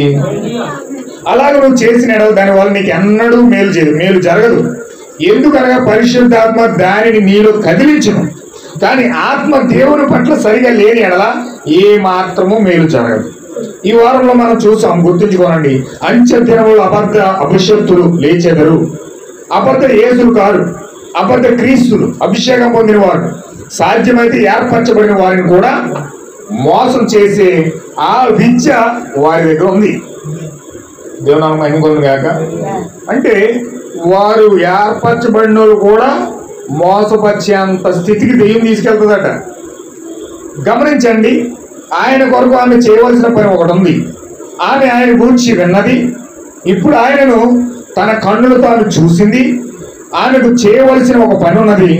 దాన్ని చేయకుండా ఆమె ఉండజాలదు. ఏమైనా సరే ఆమె ముందుకు వెళ్ళగోరుతుంది. ఆయనకు సేవ చేయగోరుతుంది. దేవుడు ఆమెను నీటిని తువ్వాలను అనుగ్రహించాడు. ఆయన పాదమును ఆమె తుడిచివేసింది. ఆమె సజీవుడకు దేవుని గురించి వింది. జీవితంలో చాలాసేపు విన్నది. కానీ ఇప్పుడు ఆయనను తమ స్వనేత్రములతో చూసింది. అది ఆయనే అని ఆమెకు తెలుసు. దైవావేశం ఆమె తాకింది. ఈయనే వర్తమానుడని ఆమె చెప్పింది. ఆయనకు ఒక సేవ అవసరమైనది. ఆయనకు సేవ చేయడం ఆమె యొద్ద ఏమీ లేదు. ఆయన పాదములు ధూళితో నిండి ఉన్నాయి. ఆయన సేవ చేయవాలని ఆమెకు ముందుకు వెళ్ళినది. ఎందుకనగా దానిని చేటుగా ఆమె దైవావేశము పొందినది. దేవుని యొక్క సేవకుడికి ఏదైనా చేయడానికి ఆమె ఎలా బాధపడుతుందంటే, నా దగ్గర ఏమి లేదు, నేనేమి చేయలేకపోతా ఉన్నాను. ఆయన కాళ్ళేమో దుమ్మట్టేసి ఉన్నాయి. ఆయన ఈదులంతా తిరిగి దుమ్మట్టేసి ఉన్నాయి. కనీసం ఆయన పట్టించుకునే నాదుడు లేడు. ఆ మూలనే కూర్చొని ఎవరు పట్టించుకోకుండా ఆ మూలనే కూర్చున్నాడు. ఒక మీటింగ్ వెళ్ళాడు యేసుక్రీస్తు. మీటింగ్ వెళ్తే ఆ నీళ్ళు ఇచ్చే కాళ్ళు ఇచ్చే నౌకరు కూడా డొక్కట్టుని అలాగే వెళ్ళిపోయాడట. యేసుక్రీస్తుని ఇవ్వకుండా ఈయన మాస్కుని బట్టలు వేసుకుని ఉన్నాడు. కనీసం కాళ్ళకి చెప్పులు కూడా లేవు. ఇలాంటి వ్యక్తికి నీళ్ళు ఇస్తే మనకు పాపం పట్టుకుంటుందని ఇంకొక వ్యక్తి కోటీశ్వరుడు ఇస్తే ఈ యొక్క వాటర్ ఇచ్చేవాడు ఇలా తప్పించుకుని వెళ్ళిపోయి ఆ వ్యక్తి దగ్గరికి వెళ్ళిపోయాడు. వెనకున్న వ్యక్తికి ఇచ్చాడు వాటర్. టవలట్టుకు వచ్చేవాడు టవల్ కూడా పట్టుకుని వెనక్కి వెళ్ళిపోయాడు. సెంటు కొట్టి పెర్ఫ్యూమ్ కొట్టేవాడు కూడా వచ్చేసి ఆ వెనక్కి వెళ్ళిపోయి వెనకున్న పెరిపోయి కొట్టాడు. కానీ మాత్రం పెర్ఫ్యూమ్ కట్టలేదు. మురుగు కొంపు కొడతా మూలకెళ్ళి కూర్చున్నాడు. కనీసం సీమును ఆహ్వానించాడు కానీ కనీసం ఆతిథ్యం కూడా ఇవ్వలేదు. ఇళ్ళ మూలం కూర్చోబెట్టాడు. కూర్చున్నాడు యేసుక్రీస్తు.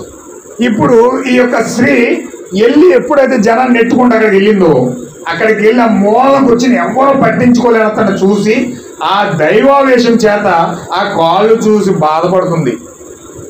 ఆ సేవకుడు చేయడానికి కనీసం నా దగ్గర నీళ్లు లేవు, డొక్కు లేదు, కాళ్ళు కడిగి తుడదామంటే టవల్ లేదు, ఏమీ లేదు. ఇలాంటి పరిస్థితుల్లో ఇలాగైపోయినట్ట నా పరిస్థితి అని చాలా కృంగిపోతూ ఏడుస్తూ బాధపడతా ఉంది. హల్లెలూయా. దూరం నుంచి చూస్తున్నాడంట ఆ యొక్క వ్యక్తిని. దేవుడు ఆ యొక్క అవసరతను గుర్తించి నేరుగా ఆ యొక్క అవసరత పరిశుద్ధాత్మ చేత దైవావేశం చేత ఆమె ఆలోచించింది కాబట్టి ఆ దైవావేశం చూసిన దేవుడు హల్లెలూయా నేరుగా ఆమె యొక్క కనుల యొక్క పొరలు తెంచేశాడట. ఆ కనుల యొక్క పొరలు ఎప్పుడైతే తెంచాడో కుళాయి నీళ్ళు వచ్చారు నీళ్ళు. దేవుడు నాకు మహిమ కలుగును గాక. కుళాయి నీళ్ళు ఎప్పుడైతే వచ్చినట్టుగా వచ్చేస్తున్నాయి, నేరుగా వెళ్ళి ఆ కన్నీళ్లతో శుభ్రంగా పాదాలన్నీ కడిగేసింది. శుభ్రంగా పాదాలన్నీ కడిగేసి మళ్ళీ ఆలోచిస్తున్నాక, పాదాలన్నీ కడిగేసాను కానీ టవలేది, టవల్ ఉండాలి కదా, టవల్ ఉంటే బాగుంటుంది దొరుకుతున్నట్ట నాకు. హల్లెలూయా. వెంటనే దేవుడు చిన్న ఆలోచన, ఆయన ఆలోచనకర్త ఇప్పుడైతే చిన్న ఆలోచన మైండ్ లో ఇచ్చాడట, నీ తల వెంట్రుకలే అవలో తుడిచి అన్నాడట. హల్లెలూయా. వెంటనే తల వెంట్రుకలు తీసుకుని శుభ్రంగా తుడిచేసింది. ఆ కాళ్ళని శుభ్రంగా తుడిచేసి ఆమె మూట కట్టుకుని నడుచుకుని అట్టుకొచ్చింది పెర్ఫ్యూమ్. ఆ పెర్ఫ్యూమ్ అట్టుకొచ్చి శుభ్రంగా కాళ్ళ నిండా రాచేస్తుంటే ఈ సెంటు అట్టుకొచ్చి సెంట గేట్ దాకా బయటకు వెళ్ళలేదట. ఆ సీమోన్ ఇంట్లో ఉన్న సెంటు కనీసం గేట్ దాకా కూడా వెళ్తలేదంట ఆ స్మెల్. కానీ ఈ మట్టుకొచ్చిన పెర్ఫ్యూమ్ అంట మొత్తం ఊరంతా కమ్మేసిందంట. హల్లెలూయా. ఎవరు ఇంత అద్భుతమైన సెంటు వాడుతున్నారు ఇక్కడ? ఏంటి స్మెల్? ఏంటి అద్భుతమైన స్మెల్ వస్తుంది. ఆహా, ఇలాంటి స్మెల్ ఉంటే అత్యద్భుతంగా ఉంది. ఏమైనా సరే సెంటు కొనుక్కోవాలని, ఎక్కడుందో సెంటు, ఎవరు వాడాలని కవితలు చెప్తానంటారు జనాలు. హల్లెలూయా. తిరుగుతూ ఉంటే సెంట్ పెర్ఫ్యూమ్ ప్యాక్గా కాలుకి రాస్తుందట. ఎవరు? ఆ పాపాత్మురాలైన స్త్రీ కాలుకు రాస్తూ ఉంటే దాన్ని చూసి సీమోను సెంటు కొనుక్కుందామని వచ్చినాడు. దాన్ని చూసి సన్నైపోయాడు. ఏంటి ఎంత పరిశుద్ధుడు అనుకున్నాను, దేవుడు అన్నాడు, మనిషి కుమారుడు అన్నాడు, అన్ని కార్యాలు చేస్తా ఉన్నాడు, హృదయ రహస్యాలు చెప్పేస్తానంటున్నాడు. మరి ఆఫ్టర్ ఆల్ ఇక్కడ వేశ్య వచ్చి కాలు కడుగుతుంటే ఆమె వేశ్య అన్న సంగతి ఆయనకి తెలీదా? కాళ్ళు ఎలా పట్టేసుకుని అలాగే రాయించేసుకుంటున్నాడు వ్యక్తి. దేవుడన్న వాడి దగ్గరికి పాపి వెళ్ళదు కదా అని చెప్పేసి ఈ వ్యక్తి అనుకుంటున్నాడంట. ఆ 3 అడుగుల దూరంలో యోధా ఇస్కరియోతు ఉన్నాడంట. హల్లెలూయా. ఎవరు వింటున్నారా? ఆ 3 అడుగుల దూరంలో యోధా ఇస్కరియోతు ఉండి వాడు ఆలోచిస్తున్నాడంట, అయ్యో ఎంత అద్భుతమైన పెర్ఫ్యూము, అంత రేటు పెట్టి కొనుక్కొచ్చి డబ్బులన్నీ కింద పారమోసేస్తున్నాను అనవసరంగా. ఆ డబ్బులన్నీ నాకు ఇస్తే పేదోడు గట్టికి వస్తారు మంచిగా ఉండేవాడిని. వీడికి ఎంత చాలు, పేదోళ్ళ ప్రేమ కాదు, డబ్బు సంచి కావాలి వీడికి అంటే. ఆ యొక్క దానికోసం వీడు ఆలోచిస్తున్నాడు. ఇక్కడ సీమోనేమో వీడు ఎలాంటిదో తెలీదా అంటున్నాడు. కానీ యేసుక్రీస్తు ఆమె అంక చూసి, అమ్మా విస్తారంగా నువ్వు ప్రేమించావు కాబట్టి నీ విస్తారమైన పాపాలన్నీ కూడా క్షమించబడిపోయాడు. దేవుడు నాకు మహిమగలుగా. శరీరధారి అయిన వాక్యాన్ని ఆమె ఎంతగా ప్రేమిస్తుందో చూడండి. శరీరధారి అయిన వాక్యాన్ని ఆమె ఎంతగా గౌరవిస్తుందో చూడండి. ఆమె యొక్క అవసరం కోసం ఆమె వచ్చి దేవుడి యొక్క అవసరతను తీరుస్తుంది. దేవుడు నాకు మహిమగలుగా. ఆమె యొక్క అవసరం కోసం వచ్చింది, ఆమెకు పాప క్షమాపణ కావాలని వచ్చింది. కానీ అక్కడ దేవుడు అవసరత కలిగి ఉన్నాడు. దేవుని యొక్క అవసరతను తీర్చడం కోసం అందరూ తోసేస్తే ఈ సమరయస్కి పాపాత్ములైన స్త్రీ మాత్రమే యేసుక్రీస్తుని హీరో చేసింది. దేవుడు నామం మహిమగలుగును గాక. నీ జీవితం ద్వారా దేవుడు హీరో అవ్వగలుగుతున్నాడు. మరి చూడండి, దేవుడు ఏం మాట్లాడుతున్నాడు చూడండి ఒకసారి. ఇది నేను చదివి నేను ముగిస్తాను, కొంచెం జాగ్రత్తగా మరి దృష్టి పెట్టండి. ఆయన పాదములను తుడిచింది. ఆమె సజీవుడు దేవుని గురించి విన్నది, జీవితంలో చాలా చెప్పు విన్నది. కానీ ఇప్పుడు ఆయనను తమ స్వనేత్రాలతో చూస్తుంది. అది ఆయనే అని ఆయనకు తెలుసు. దైవావేశము ఆమెను తాకింది. ఈయన వర్తమానికుడని ఆమె చెప్పింది. ఖచ్చితంగా రూఢిగా చెప్తుంది, ఈయన ఈ కాలం యొక్క ప్రవక్త, ఈయన మనిషి కుమారుడిగా, ఈయన కాలం యొక్క మెస్సయ్య అని సాక్ష్యం ఇస్తూ బల్లబుద్ధి మరి చెప్తుంది. హల్లెలూయా. ఎందుకంటే ఆమెకు రెవల్యూషన్ వచ్చేసింది. ఆయన ఏమై ఉన్నాడో ఆమెకు తెలియజేసుకున్నాడు. ఆయన ఆ యొక్క స్వనేత్రాలు తాను చూసింది. ఈయన వర్తమానుడు అని చెప్తా ఉంది. ఆయనకు ఒక సేవ అవసరమని అయిందని, ఆయనకు సేవ చేయటం ఆమె ఎప్పుడు సిద్ధంగా ఉన్నది. ఆయన పాదములు దురిండి ఉన్నాయి. ఆయనకు సేవ చేయాలని ఆమె ముందుకు వెళ్ళింది. ఎందుకని దాన్ని చేయటం ఆమె దైవావేశం పొందినది. దేవుడు ఆమె మహిమగలుగును గాక.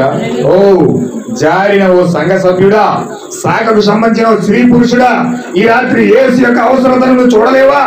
నీకు దైవావేశం కలిగినట్లయితే దానిని చేయవలసిన గడియ ఇదే అని నీకు తెలియదా? ఆమె తన నేత్రాలతో దాన్ని చూసింది. ఇతరులైతే ఆమెను ఎగతాళి చేస్తున్నారు. ఆయన యొక్క వర్తమానమును వారు వినలేదు. ఆయనను అపహసించుటకే ఆ సీమోను అక్కడికి ఆయనను తీసుకుని వచ్చాడు. ఆయన ప్రవర్తనని వారు నమ్మలేదు. అపవాది చేసినట్లుగా అది కనిపిస్తూ ఉంది. ఈయన ప్రవక్త అయినచో ఇతని పాదం మీద ఉండిన స్త్రీ ఎట్టిదో ఇతనికి తెలిసి ఉండేది కదా అనుకున్నాడు. ఇతడు ప్రవక్త కాదేమో అని తలంచాడు. ఆయన ఎవరు అని ప్రత్యక్షత కూడా అతనికి లేదు. అతనికి ఏమైనాడు దైవావేశం లేదు. ఎందుకనగా అతడు అవకాశము అక్కడ లేదు. అందుకు అవకాశం అక్కడ లేదు. ఆమెకు దైవావేశం తాకింది. అతడు విమర్శకు ఆవిడ వైపుకు ఆమె కన్నులు చూసింది. ఆమె ప్రవక్త అని వాక్యమని విశ్వసించింది. ప్రవక్తల వచనములన్నిటినీ ఆయన నెరవేరినట్లు ఆమె చూసింది. ఆయన భూమి మీద ఉండేనని ఆమె విన్నది. కానీ ఇప్పుడు ఆయన చూసింది. ఆమె ఏమి చేసిందో గమనించండి. ఆమె శరీరధారైన వాక్యాన్ని చూసింది. ఆయన మెస్సయ్య అని, ఆయన ఇమ్మానుయేలు అని ఆమె విశ్వాసపు నాడి కొట్టుకొనసాగింది. ఆయన ఎవరో ఎన్నాడని ప్రత్యక్షత పొందింది. తాను జీవించిన కాలం ఆమె గుర్తించింది. తనటువంటి పాపమును ఆమె దేవుని గొర్రెపిల్లగా వచ్చినని తెలుసుకున్నది. తన సేవను ఆయన చేయటకు తెలియకుండానే ఆమె బదులు వెళ్ళింది. దేవుని మహిమ కలుగును గాక. ఇంతగా ప్రత్యక్షత పొందుకుని దేవుని పాదాలు పట్టుకుని ఏడుస్తూ ఆ సెంటు రాస్తూ ఆ యొక్క కన్నీళ్లు తుడుస్తూ ఆ ఆలోచనలతో తల వెంట్రుకలతో ఆ కాళ్ళని తుడుస్తూ ఆ నిజమైన శరీరమైన వాక్యాన్ని ఆమె అంతగా ఆకర్షించుకొని అంతగా దేవుని యొద్దకు వెళ్ళి బతిమాలుకొని దేవునితో పోరాడుతుందంటే ఎవరు వింటున్నారా? మరి శరీరధారైన వాక్యం వచ్చిందని చెప్పుకొని మనుష్య కుమారుడు శరీరం ధరించాడు, వాక్యమే శరీరమైంది.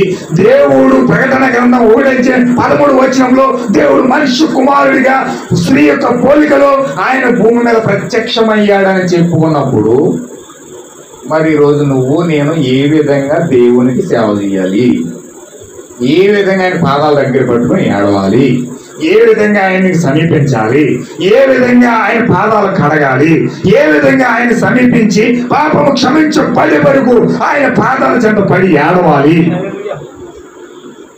ఒక శరీరధారి అయిన వ్యక్తి ముందు ఆమె అంత పరితపిస్తూ ఏడుస్తుంటే ఇప్పుడు వాక్యము ప్రవక్త వాక్యం అని చెప్పుకొని మన ఇష్టానుసారంగా మనం జీవిస్తూ మన పనులు మనం నిమగ్నం అయిపోయి మన పనులు మన కార్యాలన్నీ చేసుకుంటూ పోతే ఈ రోజు మనకి ఆ యొక్క విస్తారమైన ప్రేమ, ఆ యొక్క పాదాలు దుమ్ము పట్టేసిన పాదాలు, ఆ భయంకరమైన బైబిల్కి దుమ్ము పట్టేసిన ఆ క్రియలు ఎవరు తుడుస్తారు? ఎవరు దాన్ని పట్టించుకుంటారు? ఎవరు కార్యాలు చేస్తారు? దేవుని కార్యం ఎక్కడ ఏమైపోతా ఉంది? దేవుని చిత్తం ఏమైపోతా ఉంది? దేవుని చిత్తాన్ని బట్టి నడిచే వ్యక్తులు ఎక్కడ? దేవుని మహిమ కలుగును గాక. సన్నిధిలో ఉన్నది చెప్పే వాక్యము భక్తి కనబడతా ఉంది. బయటికి వెళ్తే మాత్రం మన జీవితాల్లో మన కార్యక్రమాల్లో మునిగిపోతా ఉన్నాం. దేవుడు ఏమైపోయాడో ఓ దుమ్ము పట్టేసిందో, వాక్యానికి చెమట పట్టేసిందో, ఏ మూల గంటేసావో ఏమి తెలియడం లేదు. హల్లెలూయా. ఆ సీమోను ఆహ్వానించి ఎలాగైతే మూలం కూర్చోబెట్టి అవమానించాడో ఈ రోజు వాక్యాన్ని మన గృహాల్లో పెట్టుకుని అలాగే అవమానించడం జరుగుతూ ఉంది. దేవుని మహిమ కలుగును గాక. ఆ సీమోను ఎలాగ అవమానించాడో ఈ రోజు మనం కూడా అలా వాక్యాన్ని అవమానిస్తూ ఉన్నాం. ఆ యొక్క దుమ్మును తొడడానికి బదులుగా, ఆ యొక్క బాధలు కడుగడానికి బదులుగా, ఆ విస్తారమైన ప్రేమ దేవుడి మీద చూపించడానికి బదులుగా సీమోను మళ్ళీ అవమానించడానికి మనం ప్రేరేపించబడతా ఉన్నాం. దేవుని మహిమ కలుగును గాక. ఈరోజు నువ్వు వాక్యాన్ని సీమోనులాగా అవమానిస్తా ఉన్నావా తిరస్కరించి? లేకపోతే ఒక పాపాత్మురాలైన స్త్రీ వల్లే వెళ్ళి పాదాలు కడిగి ఆయనకు పరిచయం చేసి ప్రార్థన చేసి చదివి దాన్ని ఏమైనదో ఆ యొక్క పాప క్షమాపణ అంతా లోనికి తీసుకుని పొందుకునే విశ్వాసం కలిగి ఉన్నావా? దేవుని మహిమ కలుగును గాక. ఖచ్చితంగా ఈరోజు బైబిల్ దుమ్మట్టేసి ఉన్నాను. బైబిల్లో వాగ్దానాలు దుమ్మట్టేసి ఉన్నాయి. నీ జీవితంలో బైబిల్లో వాక్యం దుమ్మట్టేసి ఉంది. దాన్ని పట్టించుకునే నాదులు లేడు, దాన్ని పట్టించుకునే విశ్వాసం లేడు. ఎవరు పనులు వారు నిమగ్నం అయిపోయి బిజీ. దేవుని వాక్యాన్ని పట్టించుకునే నాదులు లేడు.